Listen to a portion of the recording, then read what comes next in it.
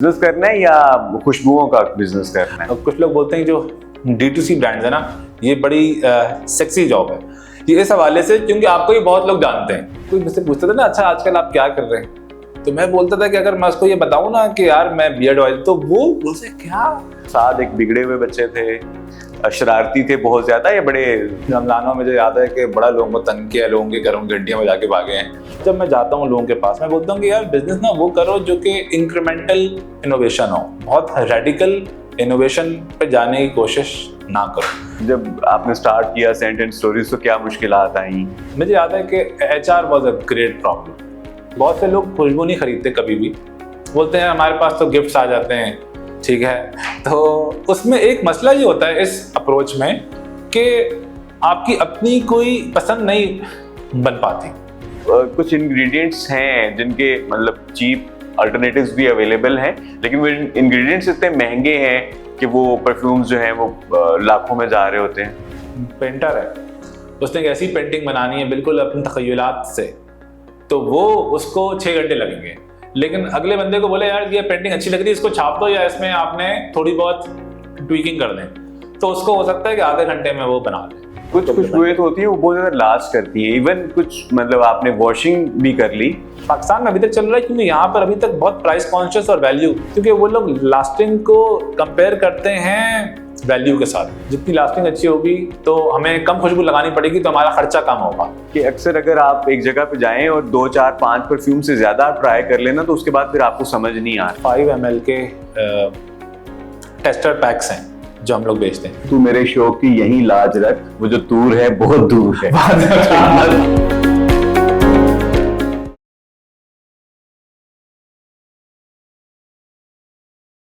अस्सलाम वालेकुम। Podcast live with purpose के साथ मैं हूं आपका मेजबान राशिद महमूद, और आज हमारे साथ जो मेहमान हैं उनकी पहचान खुशबू है।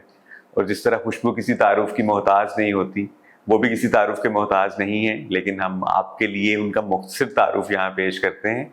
सेंट एंड स्टोरीज एक परफ्यूम्स का पाकिस्तान का बहुत अब तो मकबूल ब्रांड है, उसके फाउंडर और CEO जनाब साद अफरीदी साहब आज हमारे साथ मौजूद हैं। अस्सलाम वालेकुम सर। वालेकुम अस्सलाम वरहमतुल्लाहि वबरकातुहू। साद भाई, आपका बहुत शुक्रिया, आपने इतने शॉर्ट नोटिस पे वक्त दिया। एक दिन पहले मैंने आपको बताया कि मैं कराची आया हूँ और आपके साथ बैठने, and we are here on Sunday, इतवार के दिन आप सुबह सुबह आए, बहुत शुक्रिया। वेरी ऑनर्ड, आपने हमें बुलाया और इस मैं काबिल समझा कि मुझसे बात करें। Thank you so very much. अच्छा साद, इससे पहले कि हम सेंट एंड स्टोरीज की तरफ आए, मैं चाहूंगा कि हम अपने व्यूअर्स के लिए आपका जो जर्नी है उसको थोड़ा सा पेश करें। तो मुझे आप बताइएगा, हाउ वाज योर चाइल्डहुड? बचपन कहाँ गुजरा, कैसा गुजरा? कोई याद जो बहुत नुमाया हो उस दौर की? जी। तो मेरे ख्याल में हमारा जो घराना था बहुत ही एवरेज हाउस होल्ड था। मुझसे बड़ी 2 बहनें थीं, मैं घर में सबसे छोटा था। वालिद साहब जो है वो मेरे PIA में फ्लाइट इंजीनियर थे और वालदा हाउस वाइफ थी।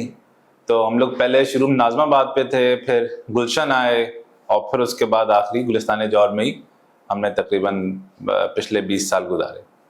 तो स्कूलिंग मेरी हुई वहाँ सिटी स्कूल से, और बीच में मैं मदरसे भी गया। ओवरऑल हमारी जो घराना था वो थोड़ा सा दीनदार घराना जिसको बोलते हैं। मेरे वालिद साहब जो है वो बड़े दीन को आगे रखने वाले थे। हमारे घर में टीवी नहीं था शुरू से, ये बड़ी एक नुमायाँ मेरे ख्याल में चीज़ है। तो उसकी वजह से हमने किताबें बहुत पढ़ी, तो बचपन से किताबों का शौक़ रहा और किताबें पढ़ी। इश्तियाक अहमद, तारिक इस्माइल सागर,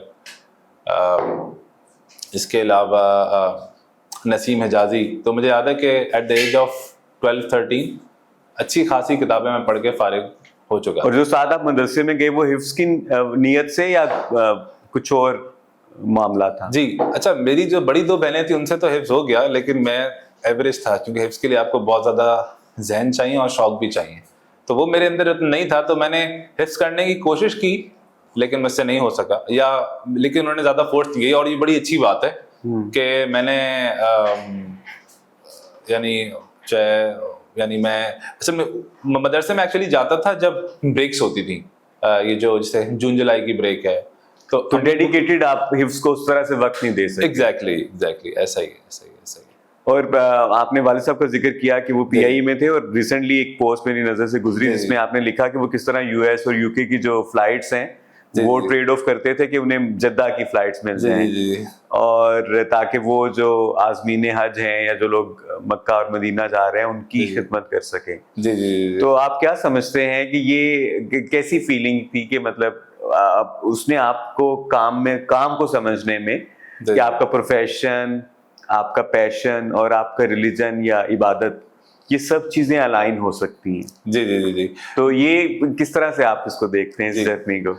हमेशा से वाले साहब जो है ना वो चीजों को बड़ी अलग एंगल से देखते थे ना, इंटेंशंस के ऊपर बहुत फोकस करते थे। जैसे फॉर एग्जांपल अगर आप किसी को कुछ सदका खैरात देते हैं तो एक तो इंसान के अंदर ये सोचता है कि यार मैं कितना अच्छा आदमी हूँ कि यार मैंने ये सदका खैरात दिया। वालिद साहब उल्टा सोचते थे कि भाई अल्लाह ताला ने मुझे चुना कि मैं इसके काबिल हो जाऊं कि मैं ये सदका खैरात दे सकूं। तो वालिद साहब को हमेशा जब भी कोई नेकी आती थी तो अल्लाह ताला का शुक्र अदा करते थे कि अल्लाह ताला ने हमें इस नेकी करने का मौका दिया। तो इसी तरह वालिद साहब के पास से मैंने स्टोरी लिखी थी कि वो हर महीने एक रोस्टर आता था, उसमें सारी फ्लाइट्स आपकी असाइंड होती हैं कि इस डेट को इतने बजे ये वाली फ्लाइट करनी, ये वाली। तो अब्बू जद्दा की जो फ्लाइट्स होती थी अब्बू को बड़ा पसंद होती थी, क्योंकि अब्बू जब जाते थे तो उम्रा ज़रूर करते थे।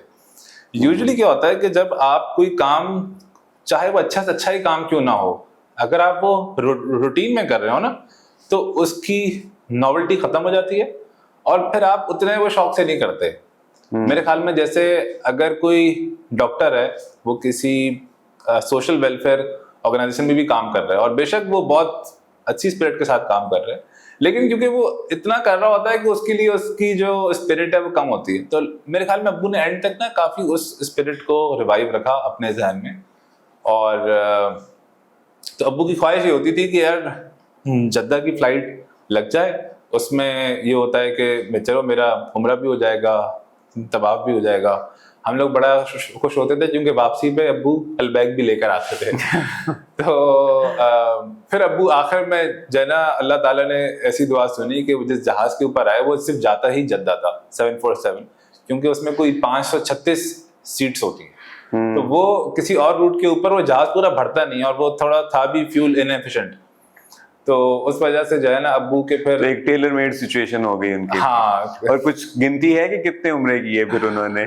मेरे ख्याल में मैंने हिसाब लगाया था कि अगर हफ्ते की एक फ्लाइट भी है और तो एक समझें कि साल में 52 वीक्स होते हैं और अगर लगा लें 10 साल, तो आखिरी 10 सालों में समझे 500-600 उम्र जैनब बहुत उनको मौका मिला जिसका उन्हें शौक भी था। हाँ। सर आपको क्या लगता है कि जिस तरह आपके वालिद साहब के केस में ये हुआ कि आपका पैशन, आपका प्रोफेशन और आप वही आपके लिए इबादत भी बन जाए, जी। तो ये क्या हर प्रोफेशन में हो सकता है या किस तरह से इस चीज को क्रैक कर सकते हैं प्रोफेशनल्स? बिल्कुल। मतलब कोई किसी जॉब में है या कोई एंटरप्रेन्योर है, तो वो किस तरह से इन चीजों को इस तरह से अलाइन करे कि उसका काम उसके लिए शौक और इबादत के दर्जे में भी किसी हद तक कहीं पर दाखिल हो रहा हो? देखिए, इसमें इंटेंशंस का बहुत बड़ा रोल है और इसमें अपने आप का इंसान तज़किया करना पड़ता है। हर जॉब मेरे ख्याल में इबादत बन सकती है अगर आपकी नीयत आप बनाएं, और अपनी नीयत के ऊपर भी मेहनत करनी पड़ती है और अपनी नीयत को चेक करने के भी रास्ते हैं। फॉर एग्जाम्पल, आप अगर एक बिजनेस कर रहे हैं, अगर आपकी नीयत ये है कि मैं अपने मुल्क को माशी तौर के ऊपर मजबूत करने के लिए अपना रोल प्ले कर रहा हूँ, जाहिर सी बात है बिजनेसेस मजबूत होंगे तो मुल्क की एक्सपोर्ट्स बढ़ेंगी, मुल्क के अंदर इकोनॉमिक एक्टिविटी बढ़ेगी, गुर्बत कम होगी, और जो सारे इकोनॉमिक इंडिकेटर्स हैं उनका जो बेस लाइन है वो तो बिजनेसेस होते हैं। तो बेसिकली आपके अमाल का दारोमदार आपकी नीयतों पर है। नीयत डिटरमिन करेगी कि आपका काम जो है वो उसका क्या आपको रिवार्ड मिलेगा यहाँ और वहाँ। बिल्कुल, लेकिन इसके फिर इंडिकेटर्स हैं। आप तो बोलेंगे यार इसी तरह क्या मतलब सब लोग कर लें, तो बड़ा आसान काम है। और इंडिकेटर्स क्या हैं? इंडिकेटर्स मेरे ख्याल में 3-4 हैं। एक तो ये कि अल्लाह ताला का कोई हुक्म ना टूटे उस बिजनेस में, ठीक है।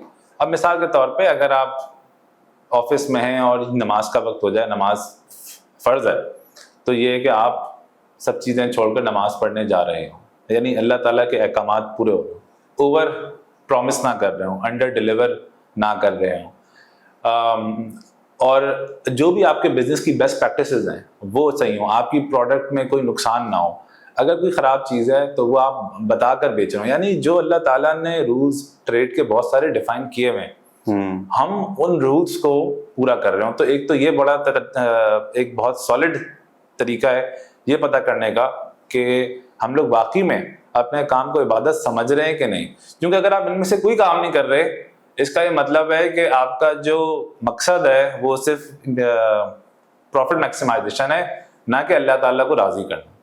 क्योंकि देखिए ना, अल्लाह ताला को आप राजी करने के लिए कर रहे हैं, और अगर कोई काम ऐसे कर रहे हैं जिससे अल्लाह ताला नाराज हो रहे हैं, तो वो तो फिर आपस में कॉन्फ्लिक्ट आ गया। साथ हम बचपन की तरफ वापस आखिरी सवाल करते हैं कि जिस तरह आपने बताया एक रिलीजियस घराना था, दीनदार, तो उसमें लेकिन उस तरह से सख्ती नहीं थी।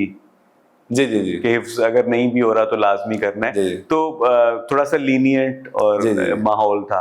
तो फिर इसमें बच्चे थोड़ा सा समटाइम्स बिगड़ भी जाते हैं, तो साथ एक बिगड़े हुए बच्चे थे, शरारती थे बहुत ज्यादा, या बड़े सुलझे हुए और सीरियस बच्चे थे? अच्छा, मेरी जो आउटडोर एक्टिविटीज थी वो तो बहुत सारी थी, क्योंकि हम लोग जिस ऐसी जगह पे रहते साइटी में जो कि बाउंड्री वॉल थी उसमें, और वो काफ़ी बड़े थी, तो हम लोग अंदर ही साइकिलिंग करते थे, और मेरे कुछ दोस्त थे तो हम लोग मिलकर गेम और शरारतें, फुटबॉल, क्रिकेट, शरारतें बिल्कुल। खास तौर पे जिन रमजानों में जो याद है कि बड़ा लोगों को तंग किया, लोगों के घरों में घंटियों में जाके भागे हैं, और जो है सब बच्चे करते हैं। हाँ, तो उस टाइम पे इतनी मेच्योरिटी नहीं थी, और मैं थोड़ा सा इतना ज़्यादा उस टाइम के ऊपर दीन की साइड भी नहीं था अपने बचपन में, और ना मुझे इतना ज़्यादा उन्होंने फोर्स किया। मेरा ज़्यादा जो एक सम चेंज आया वो उस वक्त आया फिर मैं जब IBA में आया, अपना OA लेवल्स कंप्लीट करने के बाद। OA लेवल्स आपने सिटी से ही किया? जी जी। और फिर आप BBA में IBA में आ गए? जी। ओके जी, तो जब मैं IBA में आया तो वहाँ पर उस टाइम पे ये मेच्योरिटी भी आ जाती है आहिस्ता आहिस्ता, और यूजुअली स्कूल्स में जो होता है ना माहौल, वो बहुत कोई इंटेलेक्चुअल नहीं होता। तो IBA में एक बड़ी अच्छी बात थी कि बहुत सारे हमारे सोशल साइंस के कोर्सेज होते थे, डिस्कशंस होती थी, डिबेट्स होती थी, इकोनॉमिक्स का पता चलता था आपको कि यार इस मुल्क में इस वक्त क्या आपकी रिपोर्ट है, ठीक है, गुर्बत कितनी है। यानी one of the most effective courses I have learned at IBA was development economics, कि जो गरीब मुल्कों की जब होती है मईशत, वो उसमें उसके कौन से कंपोनेंट्स होते हैं, क्या क्या चीज़ें उसको अफेक्ट कर रही होती हैं, वो गरीब क्यों होते हैं, क्या वो अपनी ज्योग्राफी की वजह से गरीब रह जाते हैं, उनके गवर्नेंस सिस्टम में कौन सी ऐसी चीज़ें होती हैं, वहाँ पर माइंडसेट्स क्या होते हैं जो उनको गरीब रखते हैं। तो वो जो चीज़ें थी ना, उससे पहले मैंने नहीं पढ़ी थी, और फिर उसके बाद आप ऐसी केस स्टडीज़ पढ़ते हैं उन लोगों की जिन्होंने बहुत आउटसाइज इम्पैक्ट किया दुनिया के ऊपर। और फिर एक, क्योंकि जाहिर सी बात है IBA भी एक बड़ा जो इदारा है बहुत पुराना है, उसके अलमनाए भी बहुत पुराने पर बड़े बड़े काम किए हैं, तो इंसान की ये ख्वाहिश वहाँ पे बढ़ना शुरू होती है कि यार we have to think outside ourselves and do something good for our country, for our people.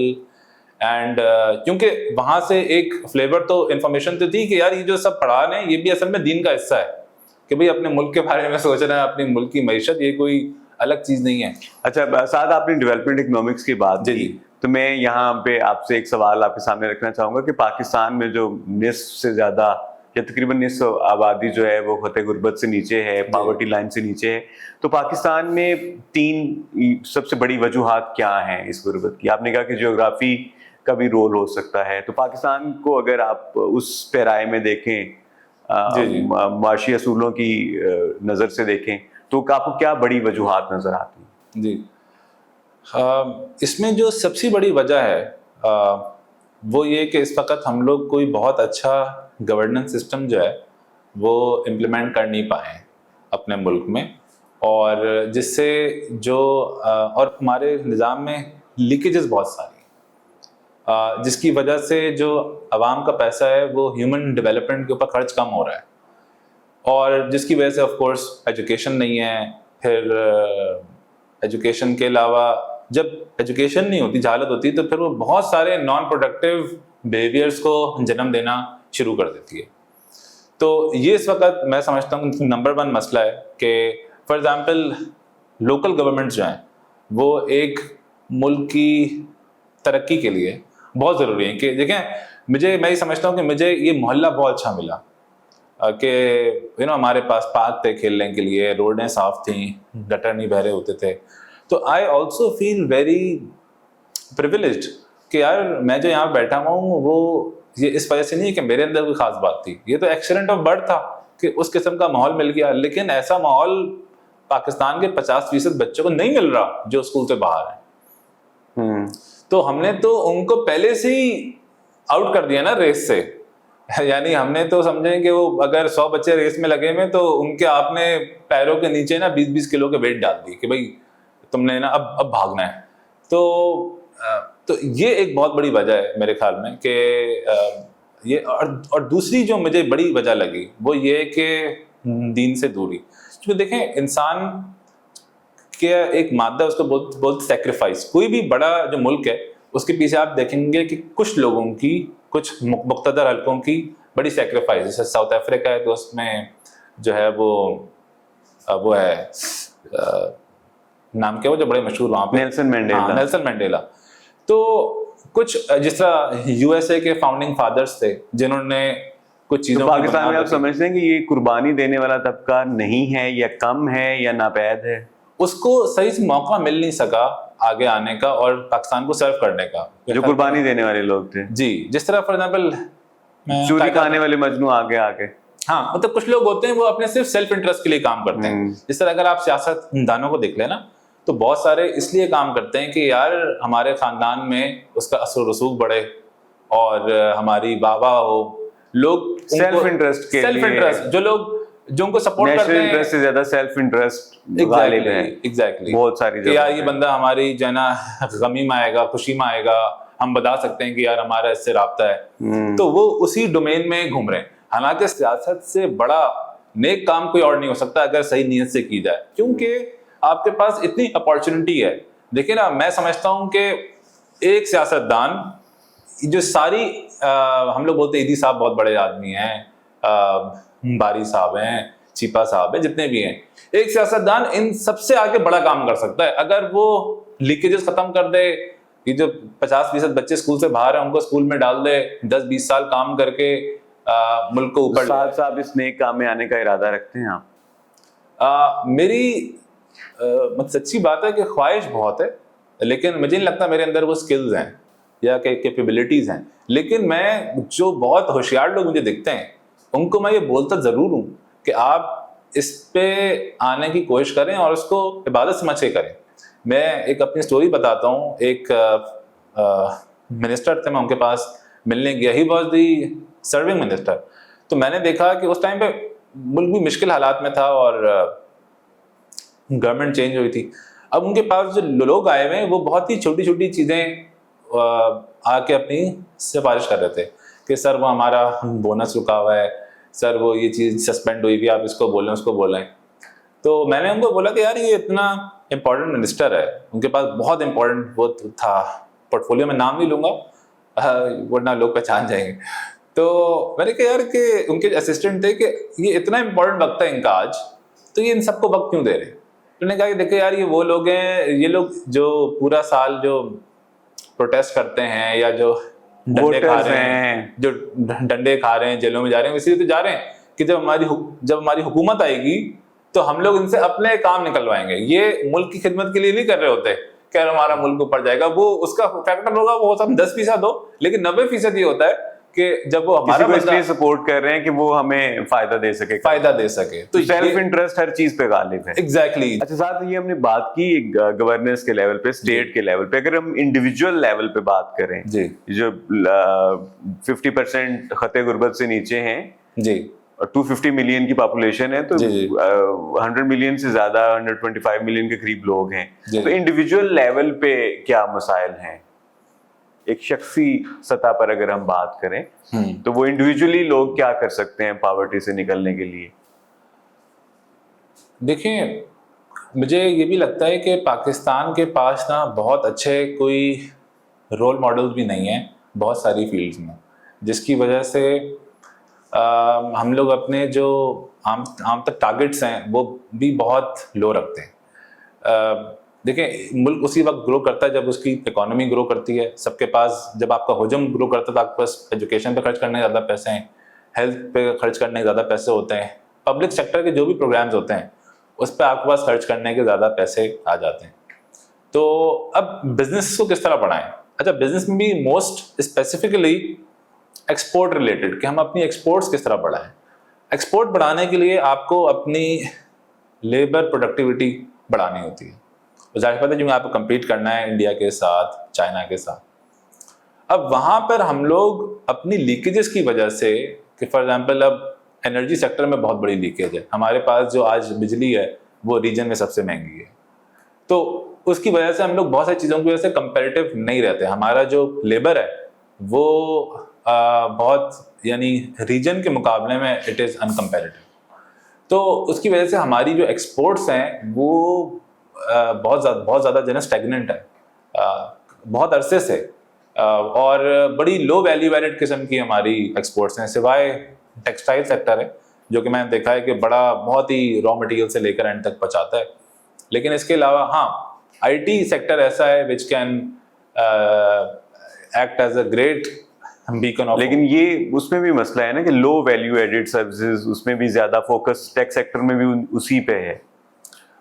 जी, लेकिन मेरे ख्याल में कहीं से आप स्टार्ट करते हैं तो फिर आगे पहुंचते हैं, तो probably low value added goods आप बेचते रहेंगे तो फिर शायद हायर एंड हायर पे आना शुरू करूँ, क्योंकि वो it acts as a baseline, right.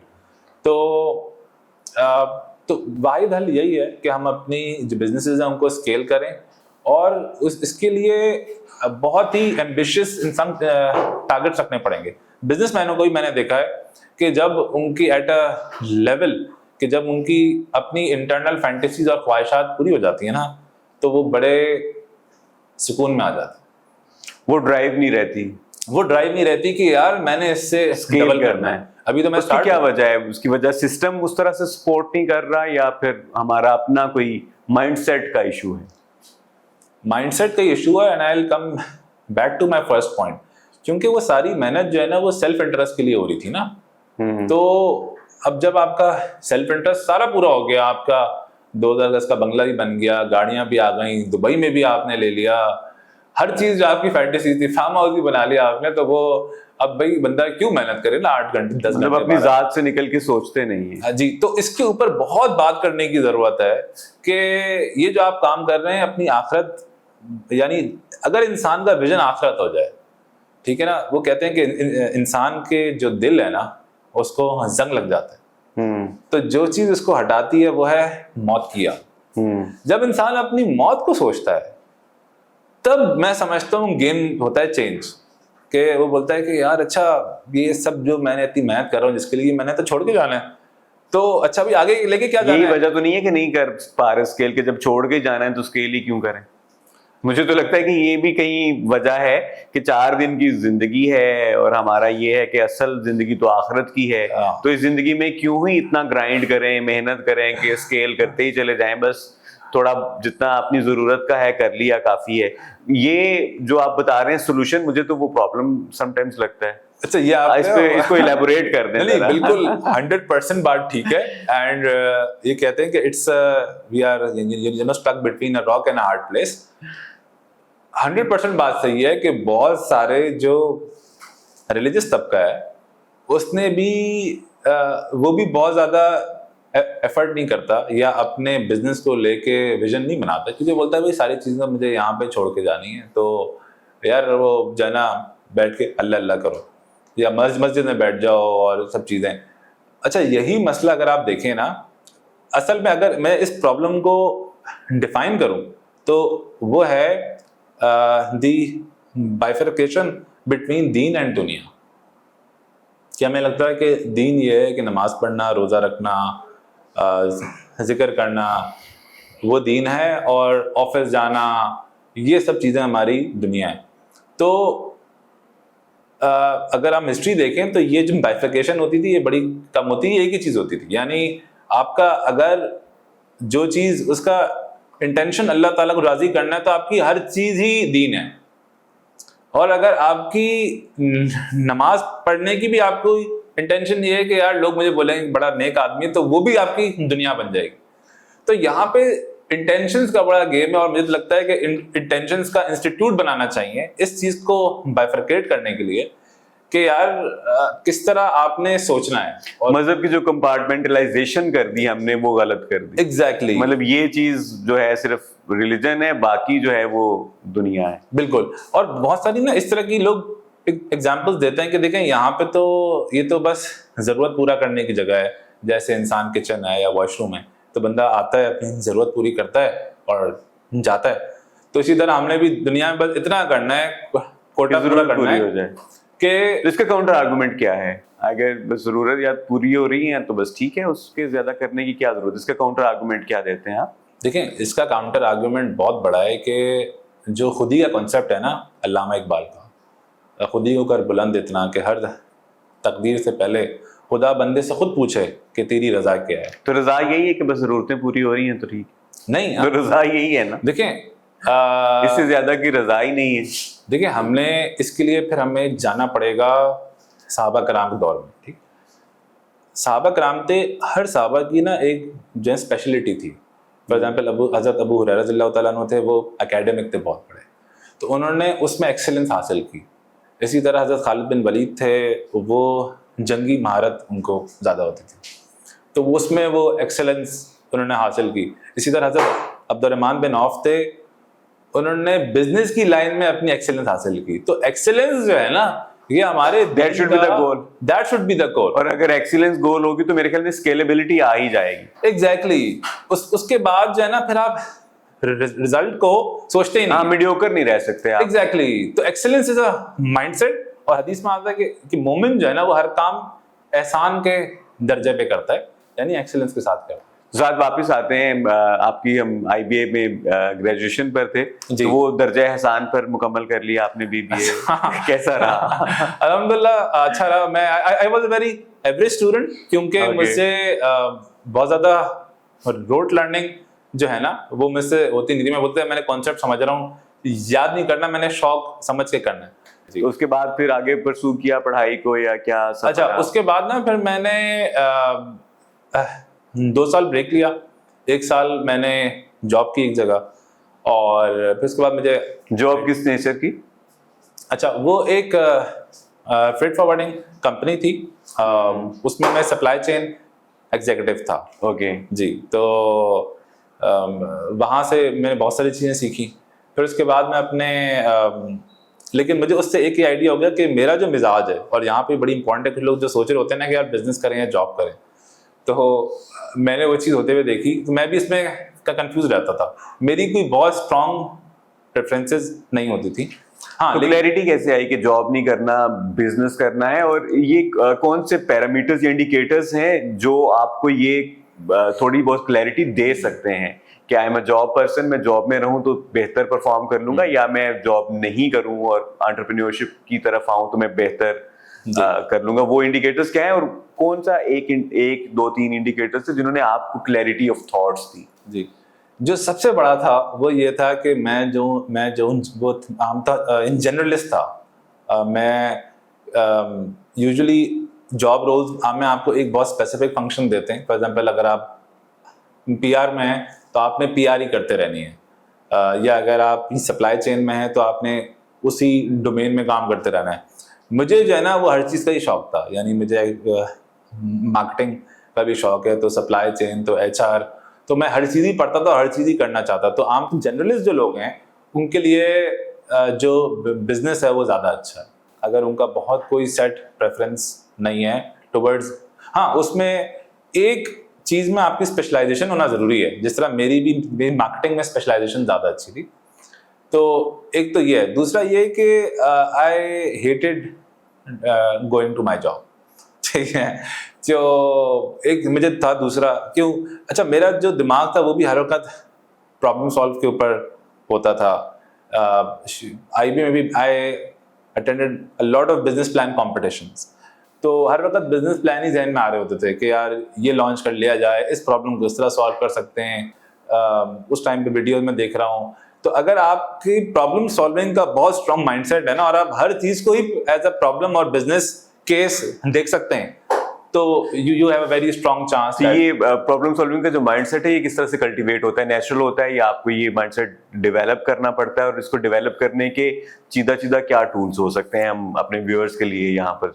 मुझे याद है कि ओ लेवल्स के अंदर हमारी किताब होती थी मैथमेटिक्स की, सिलेबस डी। तो उसमें जो है ना, हर दिन 50-100 प्रॉब्लम्स होती थी जो आपने सॉल्व कर लिए।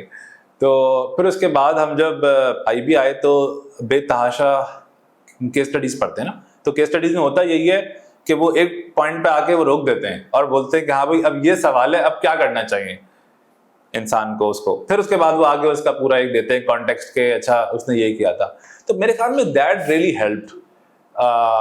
फिर उसके बाद जब आप केस स्टडीज पढ़ते हैं सक्सेसफुल एंटरप्रेन्योर्स की, कि किस तरह उन्होंने आउटसाइज इम्पैक्ट दिए, कितनी हजारों जॉब्स क्रिएट की, ठीक है, और किस तरह काम बहुत छोटा सा भी हो सकता है लेकिन अगर वो स्केल हो जाए तो बहुत बड़ा बन सकता है। तो वहां से मुझे लगता है मेरी एक फैंटेसी ऑलमोस्ट बनना शुरू हो गई थी कि। और वो फैंटेसी क्या बनी थी? बिजनेस करना है या खुशबुओं का बिजनेस करना है? अच्छा, मेरी फैंटेसी ये बनी थी कि मुझे फिजिकल प्रोडक्ट्स लॉन्च करनी है और मुझे कंज्यूमर प्रोडक्ट्स में आना है कि मेरी प्रोडक्ट्स जो है ना लोग यूज कर सकें, फील कर सकें, मुझे फीडबैक दे सकें।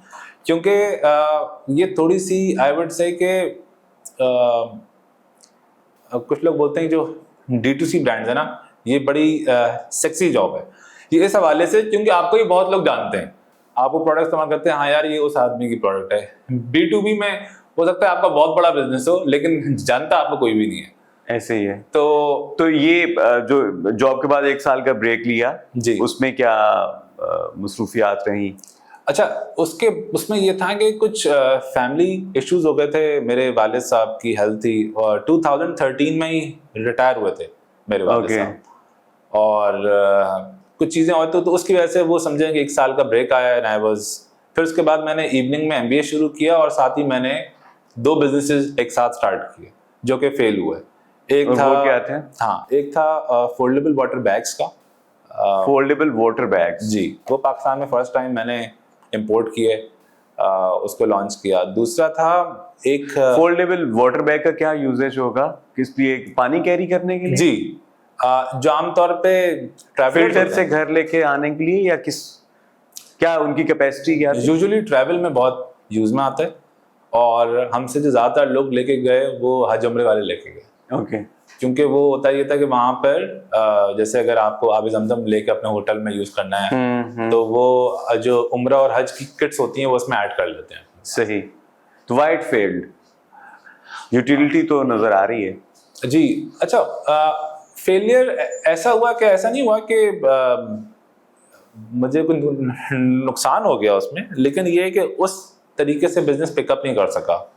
और उसकी बहुत सारी वजह ये थी। एक तो ये कि मेरे ख्याल में मैंने प्राइसिंग कब रखी बहुत, तो मेरे पास ऐसे मार्जिन नहीं थे कि मैं उसको सस्टेन कर सकूं। और जो भी कोई इनोवेटिव प्रोडक्ट होती है ना, उसमें आपको कम से कम 200-300% मार्कअप रखना चाहिए। ठीक है, एक होता है मार्जिन, एक होता है मार्कअप। फॉर एग्जाम्पल, अगर आपको एक चीज़ 500 की पड़ी है, अगर आप उसको 1000 रुपये का बेचते हैं तो आपका मार्जिन है 50% लेकिन मार्कअप है 100%। तो जो कोई इनोवेटिव प्रोडक्ट है उस पहले आपको वो उसकी मार्केटिंग करके लोगों को अवेयरनेस देनी पड़ती है कि ये क्या चीज़ है, तो उसमें मार्जिन और मार्कअप्स कम होते हैं। सॉरी, आपके पास ज़्यादा होने चाहिए। तो वो मैंने नहीं छोड़े क्योंकि आसपास कोई बिजनेस वाला ही नहीं था मुझे समझाने के लिए, बताने के लिए। तो ये एक वजह समझते हैं आप जी कि उसको स्केल नहीं कर सके। उसको मैं स्केल नहीं कर सका और फिर उससे इंटरेस्ट लूज हो गया। फिर ये कि मैंने शुरू में ही ना मैं प्राइवेट लेबलिंग में चला गया। प्राइवेट लेबलिंग में जाने की वजह से मुझे MOQs बहुत ज़्यादा देने पड़े पीछे सप्लायर्स को, ताकि ऊपर मेरी उसके ऊपर प्रिंटिंग हो सके। जब वो हुआ तो मैं अपनी जो प्रोडक्ट की जो डेप्थ है या जो असॉर्टमेंट है वो मैंने नहीं बढ़ाई। मैं एक ही SKU था। तो अगर इसके मुकाबले में अगर मैं बेशक वाइट लेबलिंग पे जाता लेकिन असॉर्टमेंट मेरे पास ज़्यादा होती तो शायद मुझे लगता है कि ज़्यादा कामयाब हो पाता। लेकिन मैं देखता हूँ कि आज भी बहुत ज़्यादा उसकी डिमांड नहीं है। तो अब मैं इसके ऊपर, अब जब मैं जाता हूँ लोगों के पास, मैं बोलता हूँ कि यार बिजनेस ना वो करो जो कि इंक्रीमेंटल इनोवेशन हो, बहुत रेडिकल इनोवेशन पे जाने की कोशिश ना करो। यानी ये तो रेडिकल इनोवेशन इस हवाले से थी कि ये चीज़ थी नहीं, और उसकी अवेयरनेस भी क्रिएट करनी थी, मार्केट भी क्रिएट करनी थी। एग्जैक्टली। तो अब असल में आपके पास एज अ फ्रेश एंटरप्रेन्योर इतने बजट नहीं होते कि आप मार्केट को क्रिएट करें। तो आपको तो कोशिश होनी चाहिए कि वो बिजनेस पकड़ें जिसकी मार्केट हो ऑलरेडी। हाँ, उसमें आप बेहतर उसको टेक डाल दें, ऑटोमेशंस कर दें, प्राइस कम कर दें, तो आपके पास कुछ ना कुछ वैलिडेशन रहती है और हिम्मत पड़ती है। अच्छा, साथ आप बता रहे हैं कि water bags, foldable water bags, वो आप उसको स्केल नहीं कर सके लेकिन लॉस भी नहीं हुआ जी। और दूसरा बिजनेस क्या था जो आपने शुरू किया एक साथ? हाँ, वो भी बड़ा एक इनोवेटिव बिजनेस था। बियर्ड ग्रूमिंग प्रोडक्ट्स की ब्रांड लॉन्च किया वबीज के नाम से, जिसमें हमारे पास बियर्ड ऑयल्स थे, बियर्ड कोम्स थी, बियर्ड वैक्स था। वो भी बिल्कुल इनोवेटिव उस टाइम पे था। This is back in 2016। किस नाम से किया आपने? वबीज, ओके। WABEES। आज भी वो ब्रांड है, यानी आज भी वो ऑपरेट कर रहा है, लेकिन थोड़ा सा उसके ऊपर फोकस बहुत कम हो गया है। लेकिन हम उसको एक रिलॉन्च करने जा रहे हैं अभी। और फिर उसके बाद 2018 में, अच्छा, साथ यहाँ पे मैं आपको रोक एक चीज पूछना चाहूंगा। आप क्या समझते हैं कि ये ठीक स्ट्रेटेजी थी कि दो बिजनेसेस एक साथ शुरू कर लेना? लोग मल्टीपल बिजनेसेस करते हैं, लेकिन क्या आप समझते हैं कि वन बाय वन बिजनेसेस को टेक ऑन करना, स्टार्ट करना, इनिशिएट करना बेहतर स्ट्रेटेजी है, या साइमल्टेनियसली आप दो तीन चीजें शुरू कर लें? तो ये आप समझते हैं कि एक गलती थी स्ट्रेटेजिक नेचर की? मेरे ख्याल में नहीं, गलती नहीं थी, क्योंकि बहुत ज़्यादा भी नहीं था। क्योंकि उस वक्त बियर्ड ऑयल्स यानी बियर्ड ग्रूमिंग प्रोडक्ट्स में भी हमारे पास 5-6 प्रोडक्ट्स थी, और जो फोल्डेबल वाटर बैग है वो तो एक ही प्रोडक्ट थी। और ये जो ग्रूमिंग प्रोडक्ट्स हैं, बियर्ड ग्रूमिंग प्रोडक्ट्स की आप बात करें, ये आप कहीं से इंपोर्ट करके व्हाइट लेबल ही कर रहे थे या मैन्युफैक्चर कर रहे थे? क्या मॉडल? हाँ, नहीं, उस टाइम के ऊपर ना मुझे कोई ऐसे लोग नहीं मिल रहे थे जो ये जानते हो बनाना। तो मैंने घर में बनाई लैब, और मैंने पूरी खुद उस मैन्युफैक्चरिंग की उसकी, यानी उसके लेबल्स, उसका नाम रखना, उसके रॉ मटेरियल्स को करना, और उसकी जो रेसिपीज हैं वो बनाना, उनको ट्राई कराना। और ये कहाँ से आप रेसिपीज और लेते थे? इसका बैकग्राउंड नॉलेज कहाँ से आया? जी, तो इंटरनेट के ऊपर ब्लॉग्स थी, बहुत से वेबसाइट्स थी। एक मैंने कोर्स भी किया ऑनलाइन कॉस्मेटिक फॉर्मुलेशंस का। तो रॉ मटेरियल्स वर इजीली अवेलेबल? नहीं, रॉ मटेरियल्स बड़ी मुश्किलों से मिले, और शुरू में तो हमने बाकायदा जो यहाँ पर उससे मिलते जुलते रॉ मटेरियल्स इंपोर्ट करते थे उनसे रिक्वेस्ट करनी पड़ी कि अच्छा आप ये रॉ मटेरियल्स भी हमें मंगवा के दें। तो वैसे ये हुआ काम, और सारी चीज़ें हुई। और ये आप कह रहे हैं कि इट्स स्टिल रनिंग? जी बिल्कुल। तो इसके ऊपर मुझे याद है एक ज़माने में अगर आप मेरे ऑफिस में आते तो आपको ऐसा लगता कि मैंने कोई हिकमत का दवाखाना खोला हुआ है। तो पीछे वो ऑयल्स की बॉटल बहुत सारी, यूजुअली मेरे कपड़े भी ख़राब हुए होते थे, और इम्पोर्ट की उसमें एक्चुअली मसला था। मेरी ख्वाहिश तो ये थी कि यार इम्पोर्ट करें, बेचें, क्योंकि मेरी फील्ड नहीं थी मैन्युफैक्चरिंग। लेकिन उस टाइम के ऊपर एक तो लिक्विड्स को इम्पोर्ट करना भी ना मसला होता है, ये थोड़े से डीजी गुड्स में आ जाते हैं और एक्सप्रेस नहीं हो पाता, इस तरह की चीज़ें हैं। दूसरा ये कि अगर एक प्रोडक्ट बहुत इनोवेटिव होती है ना, तो उसके आप सप्लायर भी नहीं मिलते आपको। तो फिर ये कि वो MOQs भी ज़्यादा मांगते हैं, कम से कम भाई। अब कोई प्रोडक्ट जो आप फर्स्ट टाइम स्टार्ट कर रहे हैं, आपके पास तो कोई डेटा पॉइंट ही नहीं होता ना कि यानी कितना बिकेगा। अब फॉर एग्जांपल मैंने अगर 5 फ्लेवर्स के बियर्ड ऑयल लॉन्च किए हैं, तो भाई मैं क्या 500 हज़ार ऑर्डर कर दूं तो होता है यार इंसान को, यार पता नहीं एक कितना बिके। तो उसमें क्योंकि जब आपके पास अपनी मैन्युफैक्चरिंग होती है तो यू हैव दैट एबिलिटी कि ठीक है यार आप टेपर कर सकें किसी चीज को, बढ़ा सकें, कम कर सकें, अपनी डिमांड के हिसाब से उसको देख सकें। तो ये थी स्टोरी। तो मुझे बताइए, साथ ये बियर्ड ऑयल से फिर सेंट एंड स्टोरीज की तहरीक कहाँ से आई, ये सोच कहाँ से आई कि परफ्यूम्स में आना है? उसके बाद फौरन परफ्यूम्स में आए या दरमियान में कुछ और भी वेंचर किया? अच्छा, साथ ही मैंने एक और ब्रांड लॉन्च किया था अरोमा फार्मेसी के नाम से, और ये सारे ई कॉमर्स ब्रांड से। उस टाइम के ऊपर बहुत हमें हेल्प की दराज ने। 2015 में दराज समझेंगे आया था, स्टार्ट हुआ था, और बड़ी हैवी किस्म की मार्केटिंग करता था। यानी अगर आपने कोई भी प्रोडक्ट बनाई और आपने उसको अगर लिस्ट कर दिया ना खाली, तो आपके पास ऑर्डर आना शुरू हो जाते थे विदाउट एनी एफर्ट। तो जो बियर्ड ऑयल्स की जो रॉ मटेरियल्स थे, जिसमें एसेंशियल ऑयल्स थे, कैरियर ऑयल्स थे, तो उनका मैंने एक ब्रांड बना दिया अरोमा फार्मेसी के नाम से, और उसके भी ऑर्डर आना शुरू हो गए। तो हम लोग दिन के 50 ऑर्डर आराम से कर लेते थे बैक इन 2016-17 तक। ओके। तो 7 लोगों की हमारी टीम भी बन चुकी थी, और साथ में मैंने अपना MBA भी स्टार्ट कर दिया था इवनिंग में, IBA से। अच्छा, मैंने पता है MBA क्यों स्टार्ट किया था? होता ये था कि मैं कोई मुझसे पूछता था ना, अच्छा आजकल आप क्या कर रहे हैं, तो मैं बोलता था कि अगर मैं उसको ये बताऊं ना कि यार मैं बियर्ड ऑयल, तो वो बोलते क्या, और फिर वो इतनी उसके चेहरे के ऊपर नागवारी की फीलिंग्स होती थी कि मैं बोलता था कि यार मैं MBA कर रहा हूँ, ताकि ना जान छूटे, किसी को बोला है ना, मैं बोल सकता हाँ यार मैं MBA कर रहा हूँ, बस ताकि चैप्टर वहां पे खत्म हो। क्यों, सच्ची बात है, शुरू में बड़े स्ट्रगल भी होता है। आपकी अपनी बीएड थी तब? जी बिल्कुल बिल्कुल। अच्छा, तो एक्सपेरिमेंट खुद पे ही करते थे? हाँ, खुद भी करते थे, अपने सारे जो मेरे दोस्त यार थे उनको देते थे, दाढ़ी वाले। हाँ, जो सारे दाढ़ी वाले थे उनको देते थे, और इसका आइडिया भी इस तरह आया, लोगों को आमादा भी करते थे कि दाढ़ी रखें यार, हमारी प्रोडक्ट्स की रेंज है। मैं ये बोलता था कि दाढ़ी, ये जो हमारे बियर्ड ऑयल थे, वही बात है, इंटेंशंस ना। तो एक तो दाढ़ी में ऑयल लगाना सुन्नत है, अच्छा फिर दाढ़ी में अतर लगाना भी सुन्नत है, और ऑफ कोर्स दाढ़ी रखना भी सुन्नत है। तो ये उसमें तीनों चीजें पूरी हो रही थी, तो मैंने भी कहा यार ये तो बड़ा अच्छा काम है। अच्छा, आपको पता है ना उसके बाद, और मैंने ये कहाँ से देखा, ये US से पकड़ा। US में उस टाइम के ऊपर there were around 200 brands selling beard oils.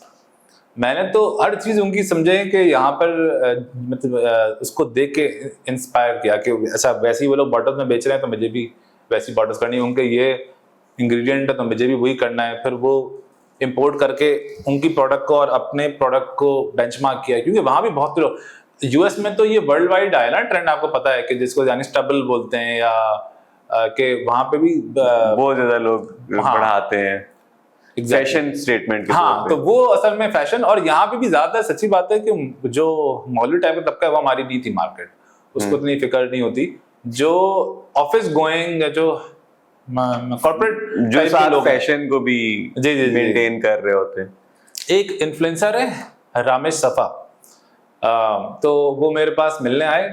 He is our customer since 2016, और वो बोलते हैं कि यार मैंने दुनिया के जहाँ के बियर्ड ऑयल्स जो ना वो इस्तेमाल कर लिए हैं, लेकिन जो आपका है ना वो अभी तक उसको मैच नहीं कर पाया। तो वो मुझे खुद बात पता चली जब, हालांकि लेकिन हमारी इंटरेक्शन नहीं हुई थी। अभी 1 साल पहले जब हमारी इंटरेक्शन ज्यादा होना शुरू हुई, तो उस पर उन्होंने हमें बताया। तो ये है थोड़ी कहानी। तो उसके बाद फिर सेंट एंड स्टोरीज जी वहीं से बियर्ड ऑयल से पिवट किया, या दरमियान में कुछ और भी किया?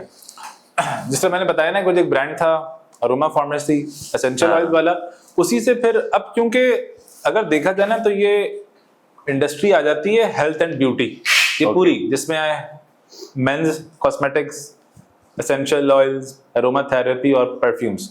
तो वहां पे हमारे जो एसेंशियल ऑयल के सप्लायर्स होते हैं, वही एक्चुअली फ्रेग्रेंस के भी सप्लायर्स होते हैं। एसेंशियल ऑयल से ही बहुत सारी बन के खुशबुएं बनती हैं।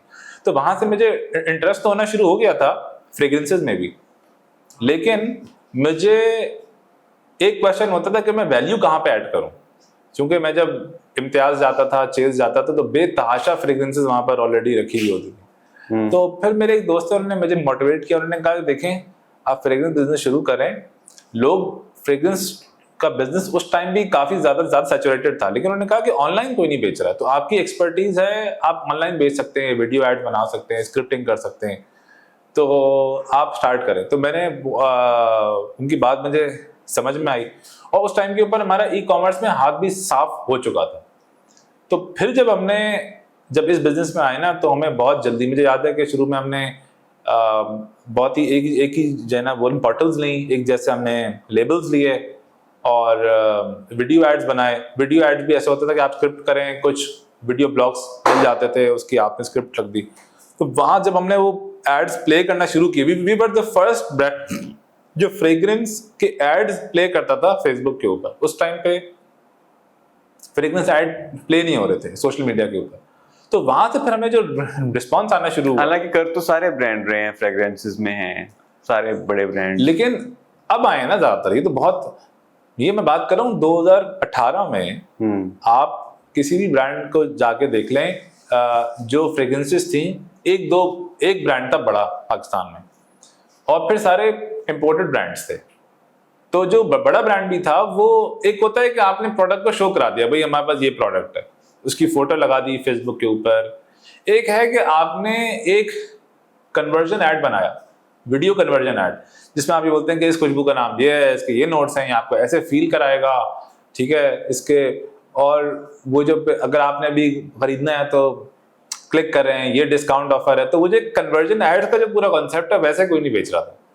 तो वो हमने स्टार्ट किया, उसके बाद हमारे पीछे तो पूरी ये इंडस्ट्री खड़ी हो गई अल्हम्दुलिल्लाह। मैं ये सोचता हूँ कि आज पाकिस्तान में कम से कम 20,000 लोग हैं जो अभी इस इंडस्ट्री के साथ, या हो सकता है 1 लाख, बहुत ही एक रफ फिगर है, लेकिन जो कि इस इंडस्ट्री में एम्प्लॉयड हैं, काम कर रहे हैं, उनका घर की रोजी रोटी इससे चल रही है, जो कि इससे पहले नहीं थी। यानी मैं ये सिर्फ वो इंडस्ट्री की बात कर रहा हूँ जो इससे पहले एग्जिस्ट नहीं करती थी। अच्छा, तो ये शुरू में जब आपने स्टार्ट किया सेंट एंड स्टोरीज, तो क्या मुश्किलात आई और कैसे उनसे फिर आपने कोप अप किया? सबसे चैलेंजिंग क्या चीज थी? रॉ मटेरियल, लोग, क्योंकि उस तरह से जब इंडस्ट्री इतनी ज्यादा डेवलप नहीं होती तो उसके स्किल्ड लोग भी नहीं होते। तो शुरू की क्या टीदिंग प्रॉब्लम्स थी और उनसे कैसे कोप अप किया आपने? यूजुअली HR एक बहुत बड़ा मसला रहता था, क्योंकि जब आपकी ग्रोथ आ रही हो ना, और मुझे याद है हमारे पास ऑर्डर्स होते थे, और इंट्रोडक्शन के लोग और जो फिलिंग यानी जो ऑर्डर पैकिंग और ये सब चीज़ें, इनके लोग नहीं मिलते थे हमें। और मुझे बड़ी हैरानी होती थी कि यार, और यहाँ पे परहैप्स वो आपका वाला जो वेंचर है, उस टाइम पे मुझे उसकी बड़ी नीड फील होती थी कि ब्लू कॉलर वर्कर आपके पास हायर करने की कोई जगह ही नहीं थी। और अगर मेरे पास कोई जगह मिलती तो आई वुड हैव पेड 50% मोर, कि यार मेरे पास अगर एक साफ सुथरा ट्रेंड बंदा और एक सही उसकी कोचिंग हुई भी हो, थोड़ा पढ़ा लिखा जानता हो, तो यार मैं उसको यानी कहीं पे किसी को बोलूँ और मैं हायर करूँ। तो क्योंकि फॉर एग्जाम्पल जो इस तरह के थे प्लेटफॉर्म्स, rosie.pk वाले जैसे, तो वो तो सिर्फ वाइट कॉलर वर्कर्स वहाँ पर होते हैं, ब्लू कॉलर वर्कर तो होता नहीं है। आप अगर वैसे ही अखबार में इश्तिहार लगा दें तो वो भी एक बहुत बड़ा एक, क्योंकि जो एंटरप्रेन्योर होता है ना, वो खुद भी बहुत सारे काम कर रहा होता है साथ में। यार वो कस्टमर सर्विस भी हो सकता है देख रहा हो, वो एड्स को भी रन कर रहा हो, वो जो है ना चीज़ों को मैनेज कर रहा हो, ऑर्डरिंग भी कर रहा हो, तो उसके पास बहुत ज़्यादा इंटरव्यूज लेने का इतना वक्त भी नहीं होता। तो मुझे याद है कि HR was a great problem, और वो आहिस्ता आहिस्ता ही। एंड दैट स्टिल परसिस्ट्स, या आपने वो क्रैक कर लिया है? अच्छा, ये प्रॉब्लम उस वक्त आती है जब हम लोग जो मतलब रैपिड ग्रोथ कर रहे हो। तो अभी हमारी उस तरीके से ग्रोथ नहीं हो रही जिस तरीके से पहले होती थी। मतलब वहां पे तो अगर देखा जाए तो वो बेसलाइन में हम लोग ना मंथ ऑन मंथ कोई 15-20% ग्रोथ कर रहे होते थे। अब क्योंकि बेसलाइन नंबर बहुत बड़ा हो गया और कंपटीशन भी बढ़ गया, तो वो ग्रोथ तो नहीं आ रही मंथ ऑन मंथ। और फिर ये अब हमने अपना एक HR भी रख लिया है, 4 लोग हैं जो HR में हैं, जो ये सब चीजें देख रहे होते हैं। तो लेकिन ब्लू कॉलर अभी भी मसला है। मैं आपको बताऊं, आज से सिर्फ 1-1.5 साल पहले हमें ऑफिस बॉयज को रखने का मसला हो रहा था। मैंने कहा यार, मैंने HR को बोला कि भाई क्यों मसला है, पाकिस्तान में इतनी आबादी है। वो देयर इज अ डिस्कनेक्ट, क्योंकि हम जिस एरिया में रहते हैं ना, हम लोग ऐसे लोगों को भी नहीं तुम जानते होंगे जो कि जिन कामों के लिए दस्तयाब, जो इस कामों के लिए दस्तयाब। तो साथ अब जिस तरह आपने बताया कि बहुत सारे ब्रांड्स आ गए, बहुत सारे नए नए ब्रांड्स आते हैं और वो परफ्यूम गली से बोतल्स उठाते हैं और कॉपी करके उन्हीं इंग्रेडिएंट्स को, और समटाइम्स नाम भी मिलते जुलते रख के काम कर रहे होते हैं। तो देख के क्या फ्रस्ट्रेट होते हैं एक चीज। दूसरे ये कि क्या कोई कॉपीराइट्स होते हैं कि ये परफ्यूम का फार्मूला मेरा है, सेंटेंस स्टोरीज का है, तो इसको कोई और कॉपी नहीं कर सकता, इसका कोई दूसरा इंप्रेशन नहीं बना सकता। तो इस तरह के जो इश्यूज हैं कॉपीराइट के या नकाली के समझ लें, एक कॉपी करने के, उनको कैसे आप डील करते हैं? और जब आप इस तरह की मशरूमिंग कंपनीज देखते हैं जो इस तरह के मिलते जुलते नामों से या इस तरह की चीजें कर रही होती है, तो फिर किस तरह से उसको कोप अप करते हैं? अच्छा, इसमें एक बहुत बड़ा रोल जो मैं आगे बात करने जा रहा हूँ बड़ी इंपॉर्टेंट है। जापान में आज से कोई 70 साल पहले जो उनकी मोटरसाइकिल इंडस्ट्री थी उसमें कुछ प्लेयर्स आए और बहुत इंटेंस कंपटीशन हुआ, जिसकी वजह से they were forced to export their bikes to US. और वहाँ से फिर वो जब उन्होंने एक्सपोर्ट करना शुरू किया, फिर गाड़ियाँ भी उन्होंने शुरू कर दी और फिर जो यूएस की जो इंडस्ट्री थी उसको टक्कर दे दी। तो competition in general is always good, and although जो इंडिविजुअल बिजनेसमैन होता है ना, मेरी ख्वाहिश तो होती है सबकी कि यार कोई कंपटीशन ना आए, लेकिन वो कहते हैं ना कि बहुत सारी चीज़ें जिनको आप अपने लिए अच्छा नहीं समझ रहे होते वो आपके लिए बहुत अच्छी होती हैं। तो competition keeps you on your toes, it keeps you very alive and very thinking, और आपको बहुत, और इस कंपटीशन की वजह से हमने बहुत रैपिड प्रोडक्ट डेवलपमेंट और इम्प्रूवमेंट की है। जो हमें पता था कि यार ये नहीं करेंगे, थोड़ा सा भी हल्के आए तो ये मारे जाएंगे। तो ये जो चीज़ है ना, ये ओवरऑल स्पिरिट के लिए इस तरह होती है कि आपकी प्रोडक्ट इंप्रूव होती रहती है, आप कंपेरेटिव होते रहते हैं, and then you are able to export in the international market, which should be the ideal goal of any good business. तो मैं समझता हूँ कि इस कंपटीशन ने हमें हेल्प किया है अपने उस गोल से करीब लेके जाने में, क्योंकि अब हमारी प्रोडक्ट जो है वो आहिस्ता आहिस्ता उस स्टैंडर्ड के बराबर आ चुकी हैं जिस स्टैंडर्ड के ऊपर इंटरनेशनल ब्रांड ऑपरेट करते हैं। ओके। तो दूसरी चीज ये है कि वो स्टैंडर्ड्स इंग्रेडिएंट्स में है, उनकी मेकिंग में है, पैकिंग पैकेजेस में है, या हर चीज में। ओके, हर चीज में। और उसमें उसका डब्बा भी आ जाता है, उसकी बोतल भी आ जाती है, उसके इंग्रेडिएंट्स भी आ जाते हैं, उसका पंप भी आ जाता है, उसकी मार्केटिंग भी आ जाती है, एवरीथिंग। मतलब इट्स अ होल प्रोडक्ट ना, मतलब जब आप खुशबू ले रहे हैं तो उसकी हर चीज देख रहे होते हैं। कोई आप फॉर एग्जाम्पल उसकी हर चीज बहुत अच्छी है, लेकिन अगर उसका पंप काम नहीं कर रहा, ठीक है, तो ऑफ कोर्स आपके लिए वो प्रोडक्ट जो है ना वेस्ट हो जाती है। दूसरी चीज जो आपका सवाल था कि जो यानी जो इंटेलेक्चुअल प्रॉपर्टी है, फ्रेग्रेंस जो है ना वो ऐसी चीज है, it is made up of 60 to 70 ingredients, और इसको पूरी दुनिया में ये खुशबू का कोई इंटेलेक्चुअल प्रॉपर्टी हो नहीं सकती, क्योंकि ये भी जानना बहुत मुश्किल है कि ये खुशबू कितनी मिलती है। क्योंकि अगर आप उसमें थोड़ा सा भी, दो खुशबुएं भी ना बहुत सी बार आप नहीं बना सकते। यानी एक अगर ब्रांड है, जो मशहूर ब्रांड है, अगर आप उसके पहले के बैचेस देखें और आज के बैचेस देखें, उनमें भी फर्क है। तो इंटेलेक्चुअल प्रॉपर्टी वहां पे क्लेम होती है जहां पर आप बिल्कुल सामने विजुअली दिखा सकें, क्या यार देखें ये इसने इसको कॉपी किया। लेकिन अगर जिसमें भी थोड़ी सी आमतौर सब्जेक्टिविटी आ जाए ना, तो उसमें वो गेम नहीं रहता। तो नाम तो कॉपीराइट हो जाते हैं, लेकिन ये खुशबू नहीं हो सकती। प्रोडक्ट्स के नाम भी कॉपीराइट हो जाते हैं। हाँ, प्रोडक्ट्स के नाम जो है ना वो। तो साथ आपको वैसे एक सवाल जहन में है कि शुरू से खुशबुओं से लगाव था, शौक था, या आपने एक गैप आइडेंटिफाई किया मार्केट में कि कोई अच्छी खुशबुएं मिल नहीं रही ऑनलाइन, बहुत एक गैप है, उसको आपने ब्रिज करने की कोशिश की, या आपका अपना एक अच्छा देखिए, मेरा ऐसा तो नहीं है कि मुझे बचपन से शौक था, लेकिन ये जो मेरा बियर्ड ऑयल वाला काम था और जो मेरा अरोमा फार्मेसी एसेंशियल ऑयल वाला काम था, इसमें आकर मुझे इसका शौक हुआ। वो शौक इस तरह हुआ कि मैंने जब इसको पढ़ना शुरू किया और जब प्रोडक्ट्स को एक्सपीरियंस करना शुरू किया, तो आप फिर ना अप्रिशिएट करते हैं। फॉर एग्जांपल एक है फ्रैंकिनसेंस ऑयल, जो कि ओमान में बनता है और अरबिक में उसको लोबान भी बोलते हैं, ठीक है। अब मुश्क है, इसकी भी बड़ी एग्जांपल्स हैं। ऊद है, ये भी अगर देखा जाए एसेंशियल ऑयल है। तो आप बहुत सारी चीज़ें जो जिनके जिक्र हदीस में आया है, कुरान में आया है, फिर आप उनको एक्सपीरियंस करते हैं और फिर उसके बहुत सारी इसके बारे में रिसर्चेज हैं कि उनसे आपके माइंड के ऊपर क्या असर पड़ता है। क्योंकि आपका ये जो एक लिम्बिक सिस्टम होता है आपके ब्रेन के अंदर, खुशबू वाइज सेंस है जो उस तक डायरेक्ट पहुंचती है और आपके मूड को बेहतर करने के लिए जो सबसे अच्छी चीज़ अगर है ना, जो सबसे क्विक आपको देती रिजल्ट, वो खुशबू है।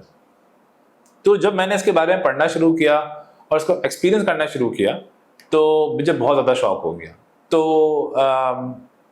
ये ग्रेजुअली डेवलप हुआ है। जी, ये ग्रेजुअली हुआ डेवलप, फिर आप उसको अप्रिशिएट करना शुरू करते हैं।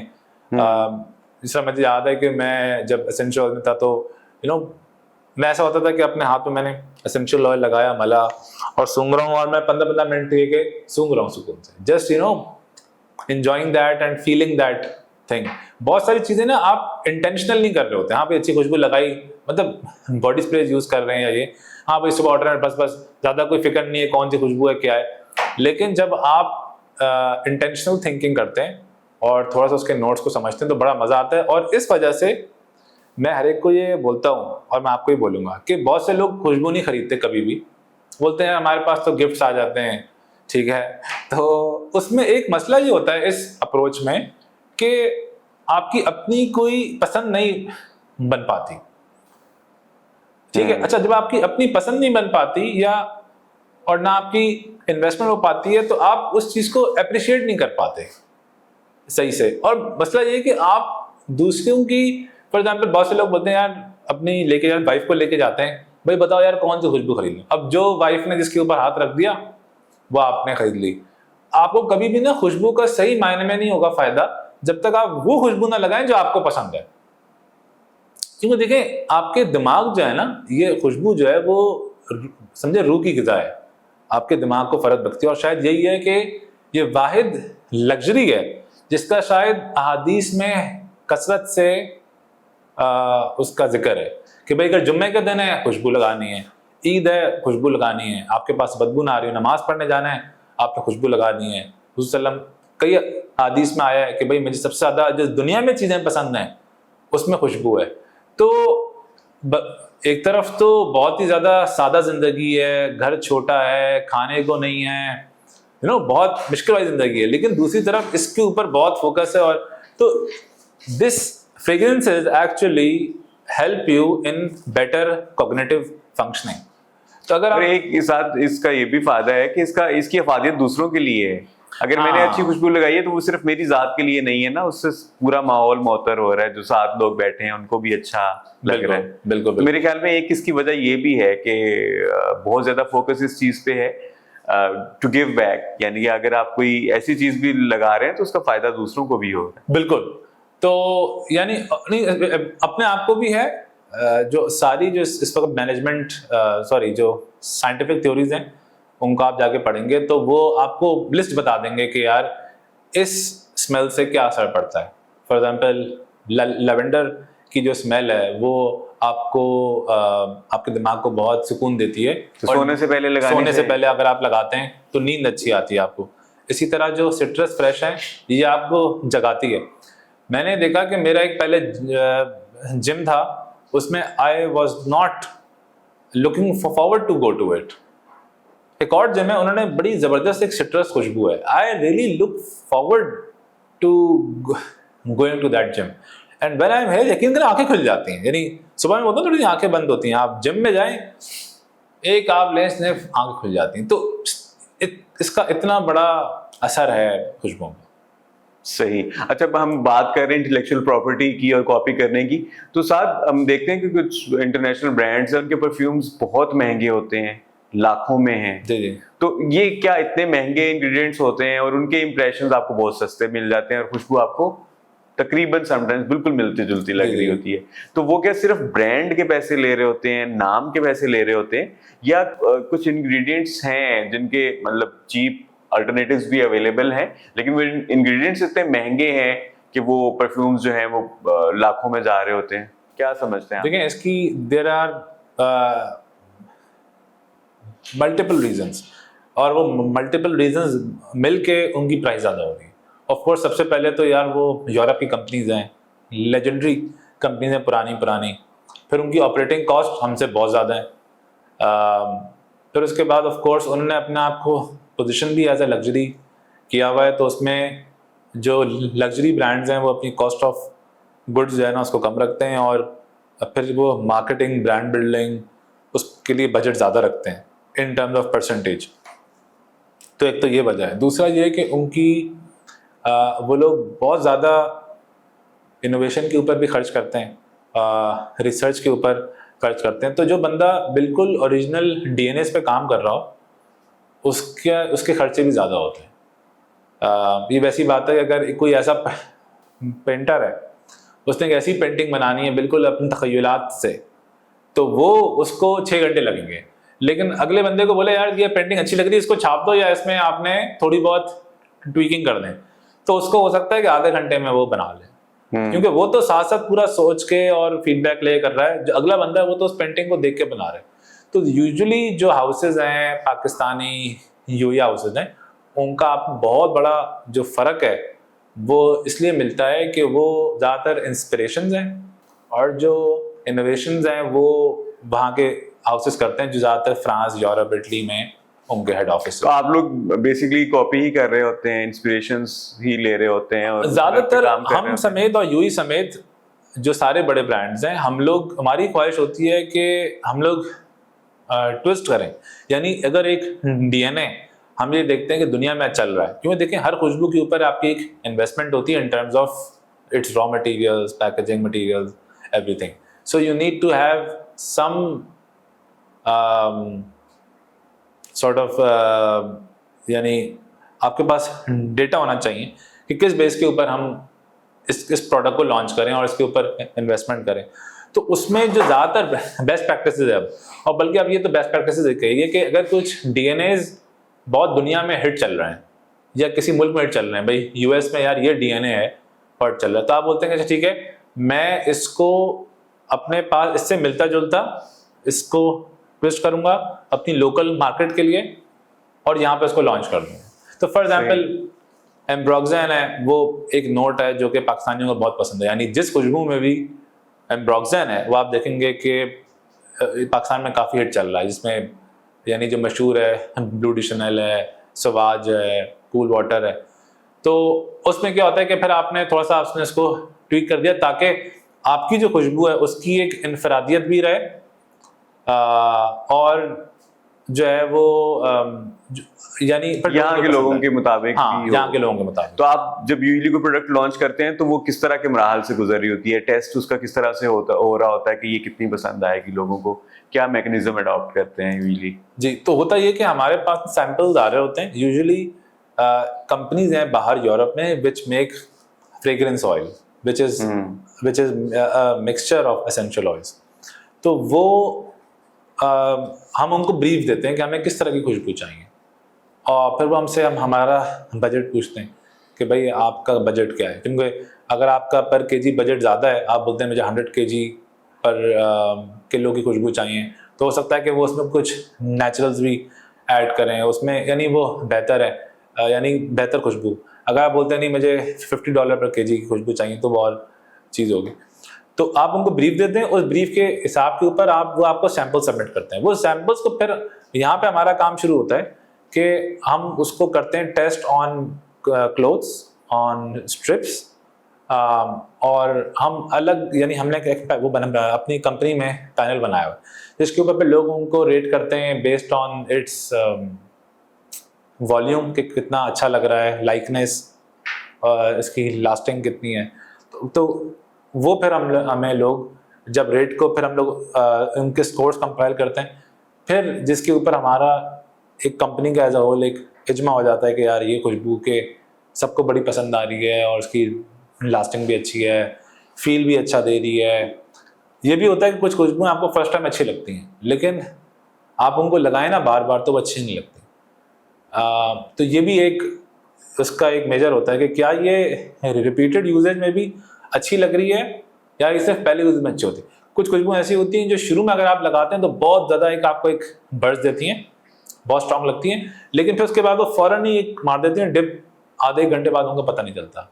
कुछ होती है कि आप लगाएंगे, शुरू में हो सकता है बहुत स्ट्रांग ना आए आपको, लेकिन वो ज्यादा देर तक रहती हैं। तो ये बहुत सारी चीजें हैं जो हमें विद टाइम हमने भी सीखी हैं। और कुछ खुशबुएं तो होती है वो बहुत ज्यादा लास्ट करती हैं, इवन कुछ मतलब आपने वॉशिंग भी कर ली तो उसके बाद भी वो कपड़ों में खुशबू रहती है। वो क्या चीज है जो उसको इतना लास्टिंग बनाती है?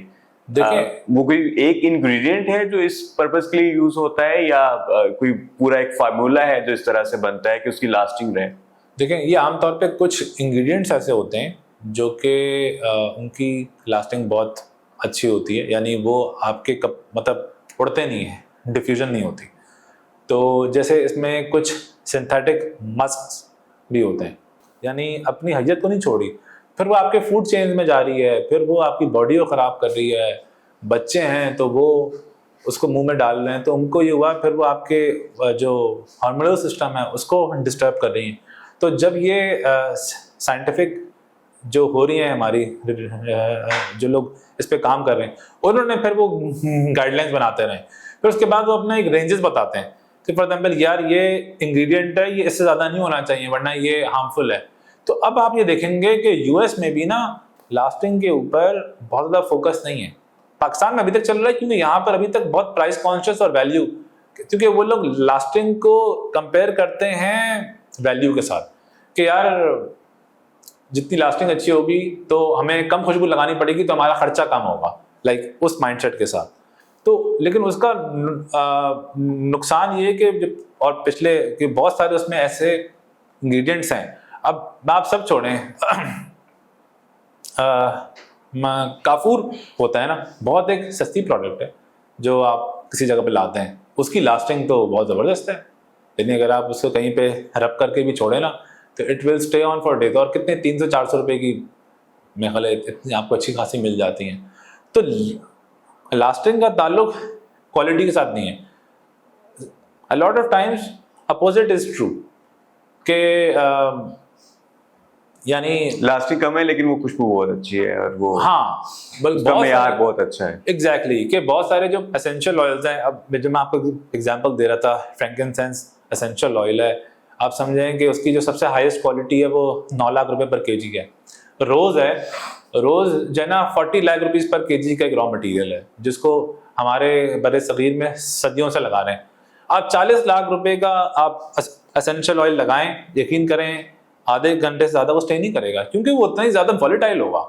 तो ये तो सिंथेटिक मटेरियल्स होते हैं जिनसे आपको मिक्स करके और उसकी आप वो जो है स्टेइंग पावर बढ़ाते हैं। लेकिन उसमें भी ये कि जो अगर मैं अपनी पूरी बात का लुब्बे लुबाब को गैदर करने की कोशिश करूँ एक आम ऑडियंस के लिए, वो ये है कि आप ये देखें कि आपके दिमाग को कौन सी खुशबू सबसे ज़्यादा फरहत बख्शती है, सुकून देती है, वो आपके लिए अच्छा। फरहत बख्श की अगर सिलेक्शन में आए ना तो ये मामला होता है कि अक्सर अगर आप एक जगह पे जाएं और 2, 4, 5 परफ्यूम से ज्यादा आप ट्राई कर लेना तो उसके बाद फिर आपको समझ नहीं आ रहा how to I mean crack this, कि अगर 3, 4 आपने ट्राई की वो आपको नहीं समझ आई, लेकिन उसके बाद फिर आपको कोई भी समझ नहीं आती क्योंकि वो सब मिक्स अप हो जाती हैं। जी जी। तो देखिए हमने तो उसका एक आसान हल ये किया हुआ है अपनी कंपनी में कि 5 ml के टेस्टर पैक्स हैं जो हम लोग बेचते हैं।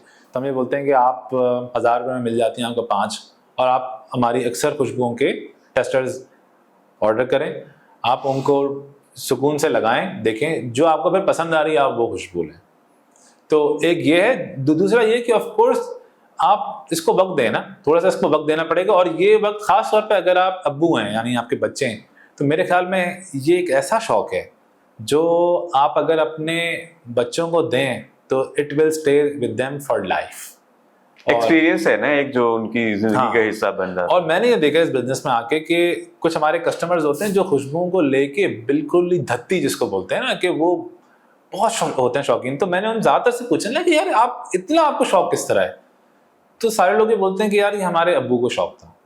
अच्छा, अब वो शौक जो है ना वो सिर्फ इंडिपेंडेंट नहीं होता कि हाँ भी इसको खुशबू का शौक है, उस बंदे को कपड़ों का भी शौक होगा, उस बंदे को बेसिकली अच्छा, तो एक उसकी तबीयत में Overall- नफासत है ना। हाँ, तो ये खुशबू ऐसा शौक है जो आपकी उसको ये है कि पर्सनालिटी में नफासत लेके आ पर्सनैलिटी जाएगी। ग्रूमिंग का है, वो भी साथ जुड़ी हुई चीज है। एग्जैक्टली और आप जो है ना ज्यादा समझें कि यानी आपकी ओवरऑल पर्सनालिटी को एम्पैथेटिक सेंसिटिव ज्यादा बना लेती। तो मैंने ये देखा कि अगर किसी बंदे को खुशबू का शौक है ना तो वो ओवरऑल ज्यादा अच्छा आदमी होगा। बाकी एक तो ये ना कि खुशबू महंगी से महंगी खुशबू ले लेना, लगा लेना, ये और बात है, ये तो सब लोग कर सकते हैं। लेकिन एक बंदा आपको बोलते हैं कि यार ये खुशबू का उसको हद दर्जे का ज्यादा शौक है, तो आप खुद फर्क देखेंगे। आप उसके साथ जब ज्यादा वक्त लगाएंगे तो आपको पता चलेगा यार ये बंदा ही बाकी में ज्यादा अच्छा है। He is more careful, he is more intentional about things, he keeps tab of small things which matter. तो ये सब चीजें। अच्छा साथ मुझे बताइए कि सेंट एंड स्टोरीज को, जो आपका परफ्यूम्स का ब्रांड है, ये अभी आज कहाँ पे खड़ा है in with respect to numbers, number of percent revenue जी। की अगर हम बात करें, और आगे आपका क्या फ्यूचर विजन है सेंट एंड स्टोरीज को लेकर? जी, तो इस वक्त अल्हम्दुलिल्लाह हमारी 45 आउटलेट्स हैं। पाकिस्तान के 20 बड़े शहरों में हम लोग करते हैं।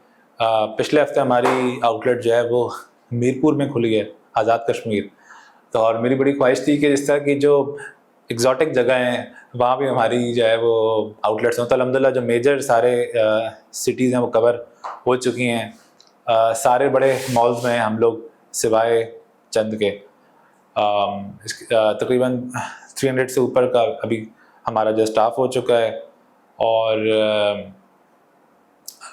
ये कि अल्हम्दुलिल्लाह हमारी इस वक्त कोशिश ये है कि हम लोग एक ट्रूली एक मल्टीनेशनल ब्रांड बने। तो इस वक्त बड़ी कोशिश हो रही है एक्सपोर्ट करने की और अपना जो प्रोडक्ट्स हैं उनको और बेहतर बनाने की।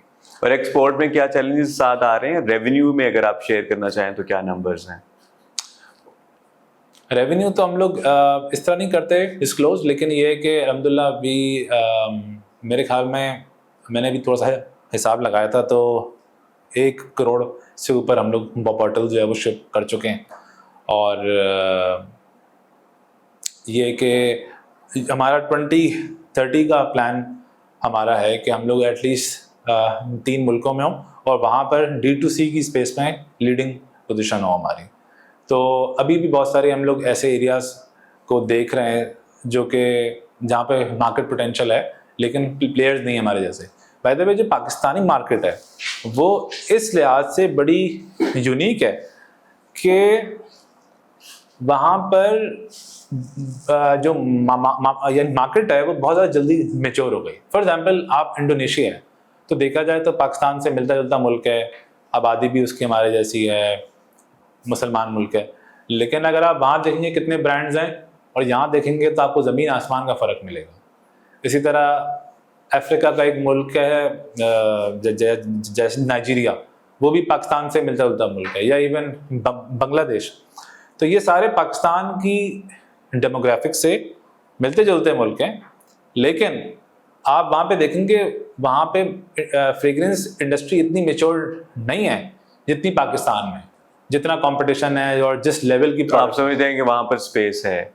वहाँ बहुत स्पेस है और जो नेचुरल प्रोग्रेशन है वो यही है कि परहैप्स सारे ब्रांड्स की कोशिश होगी कि वहाँ पे जाके वो एक्टिवली करें, काम करें। और साथ अगर पाकिस्तान की बात करें तो जिस तरह आपने कहा कि बहुत सारे लोग इस इंडस्ट्री में आ गए, तो आप क्या समझते हैं कि अब ओवर सैचुरेटेड है या स्टिल गुंजाइश है अभी भी नए ब्रांड्स के आने की, अच्छी खुशबुओं के आने की, अच्छे इस तरह के चेन्स के आने की? देखिए मैं समझता हूँ कि इस वक्त जो फाइन फ्रेग्रेंस की कैटेगरी तो वाकई वो हो चुकी है, मैच्योर हो चुकी है। और हाँ, लेकिन अगर आप कोई बहुत यूनिक एडवांटेज के साथ आते हैं, कोई बहुत ही यूनिक मार्केटिंग स्ट्रेटजी के साथ आते हैं जो किसी और ने नहीं की, तो हो सकता है कि आपकी स्पेस बन जाए। क्योंकि ये खुशबू जो है ना ये एक आर्ट है। It is more than science, it is more than mathematics like 2+2। तो बहुत सी इसमें रोल आ जाते हैं आप मार्केटिंग के। फॉर एग्जाम्पल एक बंदा बोलता है कि यार मैं जो ना कंटेंट को सही समझता हूँ और मैंने उसकी फॉर एग्जाम्पल टिकटॉक के ऊपर मेरे 5 मिलियन फॉलोअर्स हैं, उसको कोई कंपेरेटिव एडवांटेज हासिल है और यार तो हो सकता है कि वो उसकी अभी भी एंट्री की जगह हो, वो बोले यार मेरे पास ऑडियंस भी है और मैं जिस तरह के एड्स बनाऊंगा या मैं जिस तरह कंटेंट बनाऊंगा वैसा अभी तक कोई एग्जिस्टिंग ब्रांड नहीं कर रहा, तो अगर वो एंटर करेगा तो हो सकता है कि वो अपना नाम बना ले। लेकिन if you do not have a comparative advantage specially in terms of marketing, क्योंकि बेचना असल है, प्रोडक्ट बनाना अब मसला नहीं है। उस ज़माने में हमने स्टार्ट किया तो फ्रेग्रेंस के तो कॉन्ट्रैक्ट मैन्युफैक्चरर्स भी नहीं थे। आजकल समझें कि 10 से ऊपर बड़े बड़े कॉन्ट्रैक्ट मैन्युफैक्चरर्स हैं जिनको वो आपके पीछे लग जाएंगे, यानी आप उनके पास जाएं वो आपको हर चीज़ आपके लिए कर देंगे। ऑफिस में बैठे हुए खुशबू के सैंपल आ जाएंगे, आपने उसकी सिलेक्शन की, पैकेजिंग डिज़ाइन कर देंगे, बॉटल आपके लिए ले आएंगे, उसके ऊपर प्रिंटिंग, आपको वो वन स्टॉप दे देंगे सोल्यूशन। तो प्रोडक्ट तो अब मार्केट में बहुत है, लेकिन सबको मसला यही आ रहा है कि बेचने का मसला है और इकोनॉमीज ऑफ स्केल का मसला है कि जो बड़े प्लेयर्स हैं ऑफ कोर्स क्योंकि वो अभी बहुत बड़े लेवल पे ऑपरेट कर रहे हैं, तो कोई छोटा प्लेयर आता है तो कस्टमर ही बोलता है कि यार ये प्रोडक्ट जो है ना वो फॉर एग्जांपल 6,000 रुपये की ये प्रोडक्ट बेच रहा है, तो यार इतने 6,000 में तो देखो ये इतना बड़ा ब्रांड है, वो तो इससे बहुत बेहतर पैकेजिंग और प्रोडक्ट दे रहा है। तो खुशबू की इंडस्ट्री में इकोनॉमीज ऑफ स्केल का बहुत बड़ा रोल है, क्योंकि जो फ्रेग्रेंस ऑयल्स हैं और जो बॉटल्स और पैकेजिंग है, ये आप जितने ज़्यादा इसकी क्वांटिटी ऑर्डर करते हैं उतना ही ज़्यादा आपको कॉस्ट उसकी कम पड़ती है। और अच्छा, आपने मार्केटिंग की बहुत बात की, तो मार्केटिंग पे आपका सेंट एंड स्टोरीज का बहुत फोकस है और बड़ी अच्छी और सम टाइम यूनिक किस्म की मार्केटिंग हो रही होती है। तो ये मार्केटिंग कैंपेन्स जितनी है, एड्स हैं, ये आप खुद पर्सनली देख रहे होते हैं या टीम है उसको वो सब हैंडल कर रही होती है? इसको मार्केटिंग को कैसे क्रैक किया आपने? एक तो मुझे अपना शौक था और हमने बहुत सारे कोर्सेज भी पढ़े थे IBA में। बाकी ये कि ये असल में समझे मार्केटिंग से ज़्यादा ये एक माइंडसेट है ना कि आप कस्टमर को क्या वैल्यू दें। मुझे लगता है कि अच्छा मार्केटियर है वो इस हवाले से नहीं स्टार्ट करता कि मुझे ये चीज़ बेचनी है, वो यहाँ से स्टार्ट करता है कि यार क्या चीज़ मैं किस तरह कस्टमर को बेहतर सर्व कर सकता हूँ। और जब आप किसी भी ऐड में कस्टमर को ये कन्विंस कर दें कि ये मेरी प्रोडक्ट उसके लिए बेहतर है, तो वो फिर आपसे ख़रीद लेता है। तो उसके लिए अब फॉर एग्जांपल मैंने एक पोस्ट लगाई जो बड़ी हिट हुई। मैंने कहा कि मुझे हमेशा शॉपिंग जो है ना वो आखिरी लम्हे में आती है याद, यानी जब मेरी कोई फ्लाइट है तो एक दिन पहले मेरी सारी चीज़ें आ रही होती हैं याद कि यार मैंने ये भी ख़रीदना है वो भी ख़रीदना है। तो मैंने इस प्रॉब्लम को अपने कस्टमर्स के लिए सॉल्व करने के लिए ये किया है कि now I have our own delivery fleet in Karachi and perhaps we will expand to all other cities as well. तो अब जब मैंने अपनी यानी स्टोरी बताई और उसके साथ मैंने रिलेट किया और एक सर्विस लॉन्च कर दी, तो कस्टमर्स ने उसको बहुत अप्रिशिएट किया। तो आपने हर वक्त ये देखना होता है कि यार what's the incremental benefit which you can give. तो ये समझें कि वक्त के साथ जितना ज़्यादा आपका एक्सपोजर बढ़ता रहता है, बिजनेस में तो यही है कि आप जब बिजनेस में आ जाते हैं तो आपका यानी जो सेल्स है, जो रेवेन्यू है, वो ही आप मोटिवेट करता रहता है आपको कि आप उसके बारे में और सोचते रहें, पढ़ते रहें, सुनते रहें, इंडस्ट्री एक्सपर्ट्स के पास मतलब उनसे एडवाइस लेते रहें। तो मेरा भी यही है और मैं इस वजह से बहुत सी बार I often go to universities and a lot of places, क्योंकि वहाँ पे भी जब एक्सचेंज ऑफ आइडियाज होते हैं उनसे बड़ा, इनफैक्ट हर बंदे के साथ बात करके उसको कुछ आइडियाज आ जाते हैं। जिस तरह मैं भी आपसे बात की है ना मैंने, तो आपकी एक अलग पर्सनालिटी, आपका जॉनर है। तो अब मैं जाकर ये सोचूंगा कि यार राशिद साहब जैसे लोगों को मैं किस तरह हिट कर सकता हूँ, ठीक है ना। अब मैं आपसे बात करूँगा, मुझे पता चलेगा कि आप कौन से एरियाज में जाते हैं, किन लोगों से मिलते हैं, किन सोशल मीडिया का ज़्यादा इस्तेमाल करते हैं, ठीक है, आपका मिजाज किस किस्म का है। बेसिकली नो योर कस्टमर वाली चीज है कि आप कितना अच्छा उनको जान सकते हैं, उतनी अच्छी आप मार्केटिंग कर सकते हैं, उतनी अच्छी आप प्रॉब्लम सॉल्विंग कर सकते हैं। बिल्कुल सही बात है, 100%। तो साथ हम बात कर रहे थे मार्केटिंग की, सेंट एंड स्टोरीज की। तो जब आपने स्टार्ट किया उस वक्त तो ये था कि ई-कॉमर्स पे जाना है और परफ्यूम्स को ऑनलाइन सेल करना है, वहाँ पर it's a huge space there, online sale नहीं कर रहे। फिजिकली तो बहुत स्टोर्स थे और हर ब्रांड ने परफ्यूम्स रखे हुए हैं। तो जब ई-कॉमर्स से फिजिकल स्टोर्स पे पिवट करने का सोचा, तो उसके पीछे क्या डाटा, क्या नंबर्स या क्या मोटिवेशन थी और कैसा रहा ये तजुर्बा? देखिए, जो ज़्यादातर जो ब्रांड्स हैं जो इस वक्त फ्रेग्रेंसेस बेच रहे हैं, वो हम उनको डिज़ाइनर ब्रांड बोलते हैं। कि उनकी जो मेजर प्रोडक्ट है वो यूजुअली कपड़े होते हैं अपैरल, और उसको कॉम्प्लीमेंट करने के लिए 5 से 10 वेरिएंट्स खुशबू की भी रख लेते हैं, या बेशक 20-25, लेकिन उसमें बहुत ज़्यादा डेप्थ नहीं आती। तो वर्ल्ड वाइड एक कंसेप्ट है जिसको बोलते हैं परफ्यूम स्पेशलिटी स्टोर, जिसमें एक खुशबू दुकान होती है जिसमें सिर्फ खुशबू होती है और चीज़ें नहीं होती। तो मेरे ख्याल में पाकिस्तान में परफ्यूम स्पेशलिटी स्टोर के चेन स्टोर्स बहुत कम हैं। एक दो बहुत ही पुराने लेगेसी स्टोर्स थे जैसे सैगनी है, लेकिन बहुत ज़्यादा नहीं था। तो अच्छा, जो खुशबू के शौकीन लोग होते हैं ना, वो परफ्यूम स्पेशलिटी स्टोर से खरीदना पसंद करते हैं, ठीक है। तो ये वजह थी कि हमने तो पहले तो हमने इसका किया ट्रायल, ऑफ कोर्स देखिए हमें भी पता चलेगा नहीं चलेगा। तो 3 स्टोर हमने खोले शुरू में, एक कराची में, एक लाहौर में, एक इस्लामाबाद। ओके, उनको हमने तकरीबन 1-2 साल चलाया, उससे हमें बहुत अच्छा मिला रिस्पॉन्स। तो क्योंकि एक तरफ आपके एड्स चल रहे हैं, तो वो एड से भी ना बहुत सारी क्वेरीज और लिंक्स और मतलब जनरेट हो रहे हैं। फिर ये होता है कि बहुत से लोगों ने एक्सचेंज करना है, रिफंड लेना है, तो वो आपके स्टोर आना चाहते हैं, या बहुत से लोगों को फ़ौरन ज़रूरत होती है। तो वहाँ से हमारे पास एक अच्छा आना शुरू हो गया था ट्रैफिक। तो फिर हमें उस वक्त आइडिया हो गया कि यार ये ऐसा मॉडल है जिसको स्केल किया जा सकता है।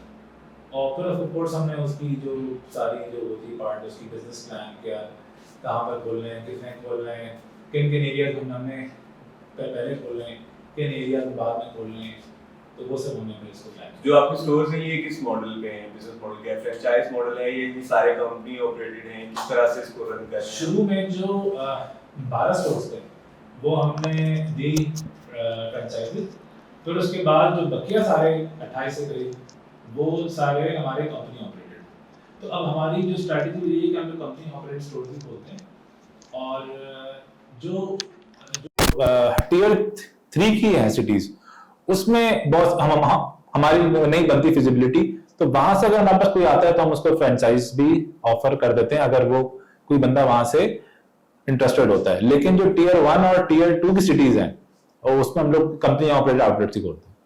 जिसाद, एक रिसेंट पास में K2preneur के नाम से कैंपेन थी, K2 बेस कैंप जाने की, एक बड़ा एडवेंचरस प्लान था।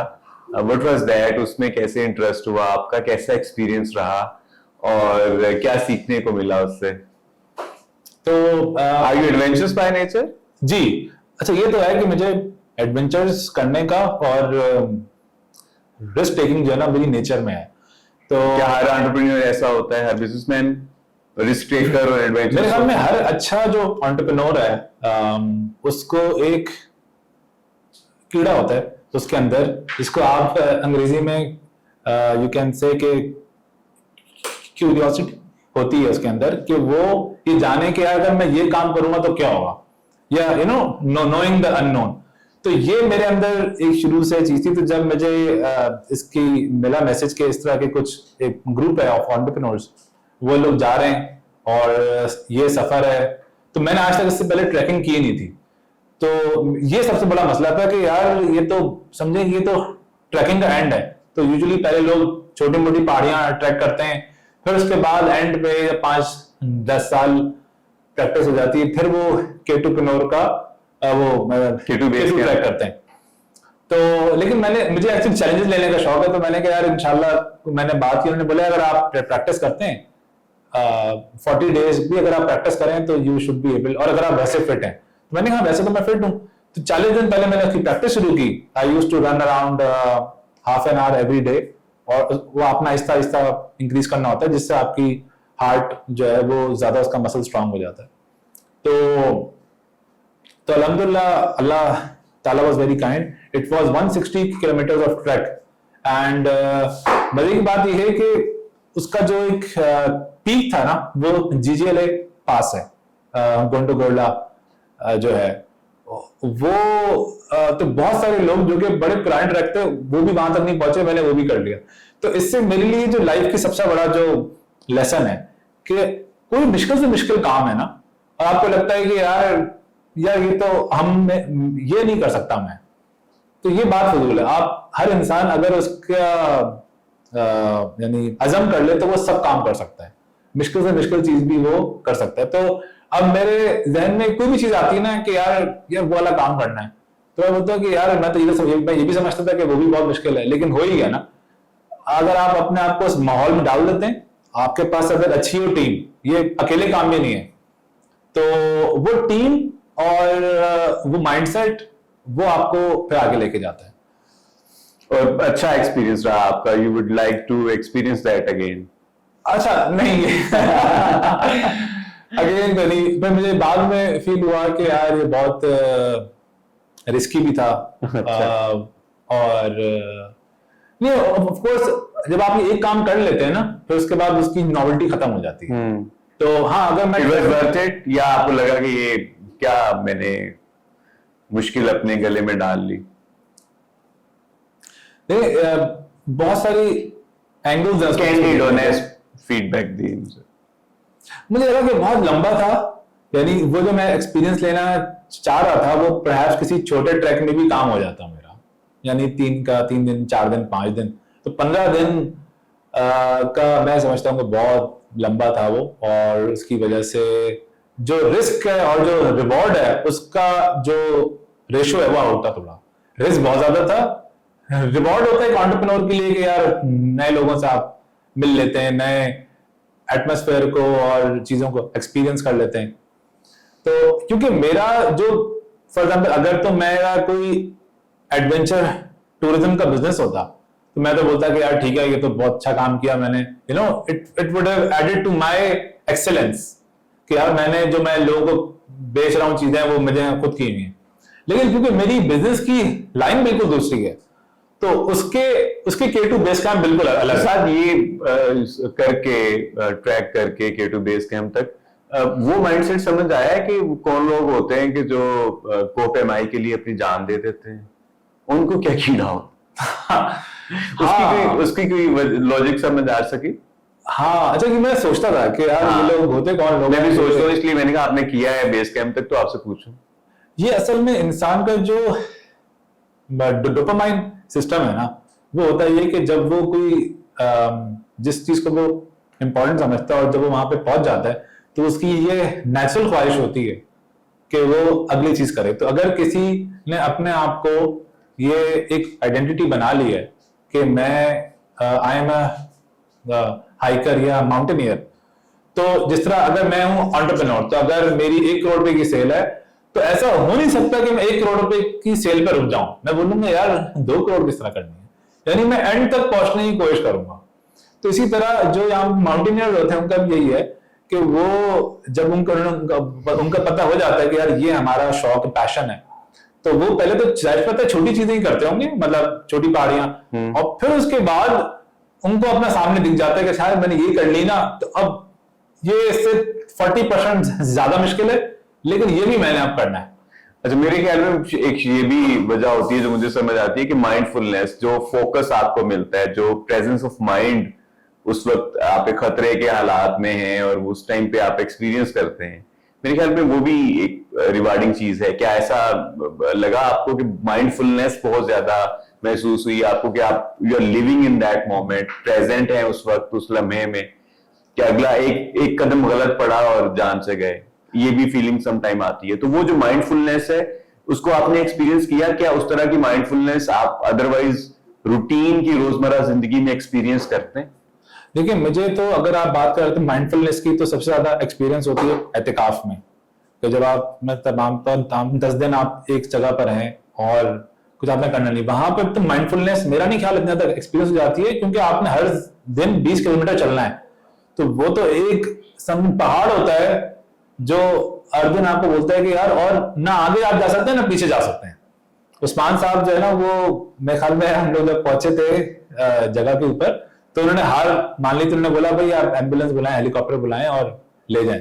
तो जो हमारे इंस्ट्रक्टर थे उन्होंने बोला कि बॉस कोई सीन ही नहीं है ऐसा, यहाँ पे कोई हेलीकॉप्टर नहीं आएगा, कुछ नहीं होगा, मतलब you have to go forward, you are done. तो वहां पे तो स्ट्रेस भी होता है। तो मैं नहीं समझता कि ट्रैकिंग और खासतौर पे K2 बेस कैंप जैसी it is a good way to practise mindfulness. It is a good practice to have your health together, to experience nature, mountains, yes, अगर आप माइंडफुलनेस वाली चीज है तो वो मुझे लगता है कि और बहुत सारी रास्ते हैं उसमें। मेडिटेशन है, एहतिकाफ में बैठ जाएं आप, या आप मिसाल तौर नथिया गली में आप जाएं, होटल बुक कराएं, हफ्ता के लिए एक आप होटल में हो और आप वहां पे बैठ आप जाएं। कहना चाह रहे हैं कि तू मेरे शौक की यही लाज रख, वो जो दूर है बहुत दूर है, इतना दूर जाने की जरूरत नहीं है इन चीजों के एक्सपीरियंस करने के लिए। अच्छा साथ, we are towards the end of our conversation, we are on the mark. तो वैसे तो इतनी इंटरेस्टिंग कन्वर्सेशन हो रही है कि मैं चाहता हूं कि ये मजीद जारी रहे, लेकिन हमें इसको वाइंड अप करना है। एक हमारा रैपिड फायर राउंड होता है, क्विक क्वेश्चंस है और आपसे गुजारिश होगी कि उनके क्विक आंसर्स आप दें। ठीक है। आपको क्या लगता है कि जिंदगी क्या है? मेरे ख्याल में जिंदगी जो है ना एक मजमुआ है लम्हों का जो आप जीते हैं। जब वो आपके लम्हे खत्म हो जाते हैं तो आपकी जिंदगी खत्म हो जाती है। And what is the purpose of life? मकसद हयात क्या है? मकसद हयात ये है कि जिसने आपको बनाया है आप उसको उस दुनिया से राजी करके दुनिया चले जाएं। What's happiness? खुशी क्या है? इंसानों की खिदमत करना। What's success? How do you define success? कामयाबी क्या है? अल्लाह को राजी करना।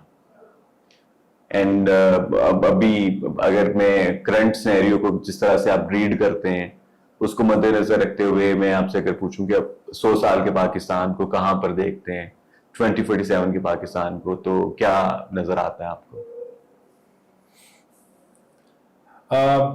एज एन एंटरप्रेन्योर मैं तो बहुत ऑप्टिमिस्ट हूँ यूजुअली। तो मुझे लगता है कि हमारे भी 8-10 साल 20 साल मैक्सिमम मुश्किलात के हैं जिसमें वी विल फिगर आउट। जिस तरह यूरोप जो है वो भी बहुत अरसे तक मसले मसाइल का शिकार रहा, लेकिन फिर एक टाइम के ऊपर वो मेच्योरिटी आ गई सारे स्टेक होल्डर्स में कि जहां पर फिर उन्होंने मिलकर जो है ना वो एक बहुत अच्छा इकोसिस्टम बनाया जिसको आज यूरोपीय यूनियन बोलते हैं।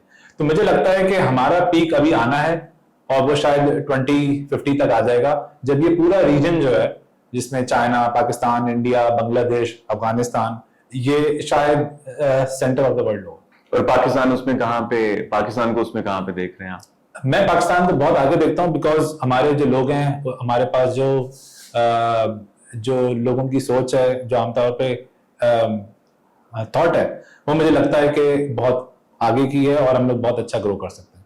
Sir, towards the end of the show अगर हमारी ऑडियंस को आप कोई मैसेज देना चाहें तो वो क्या होगा?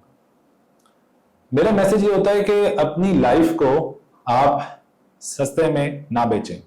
आपकी लाइफ बहुत कीमती है और कोई इम्पैक्टफुल काम करने की कोशिश करें जिससे अल्लाह ताला ने आपको जो पोटेंशियल दिया है वो रियलाइज हो सके।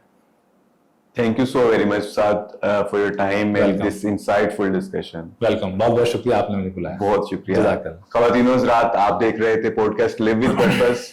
मैं आपका मेजबान राशिद महमूद। हमें आज के शो से इजाजत दीजिए। आपको खुशबुएं बनाने वाले साद अफरीदी साहब की गुफ्तगू कैसी लगी? कोई सवाल मजीद आप पूछना चाहें आप कमेंट सेक्शन में पूछ सकते हैं, और आइंदा शोज में आप किस तरह के मेहमानों को देखना चाहते हैं आप हमें ये रिकमेंडेशंस भी दे सकते हैं। अभी तक के लिए इतना ही, बहुत शुक्रिया। अल्लाह हाफिज।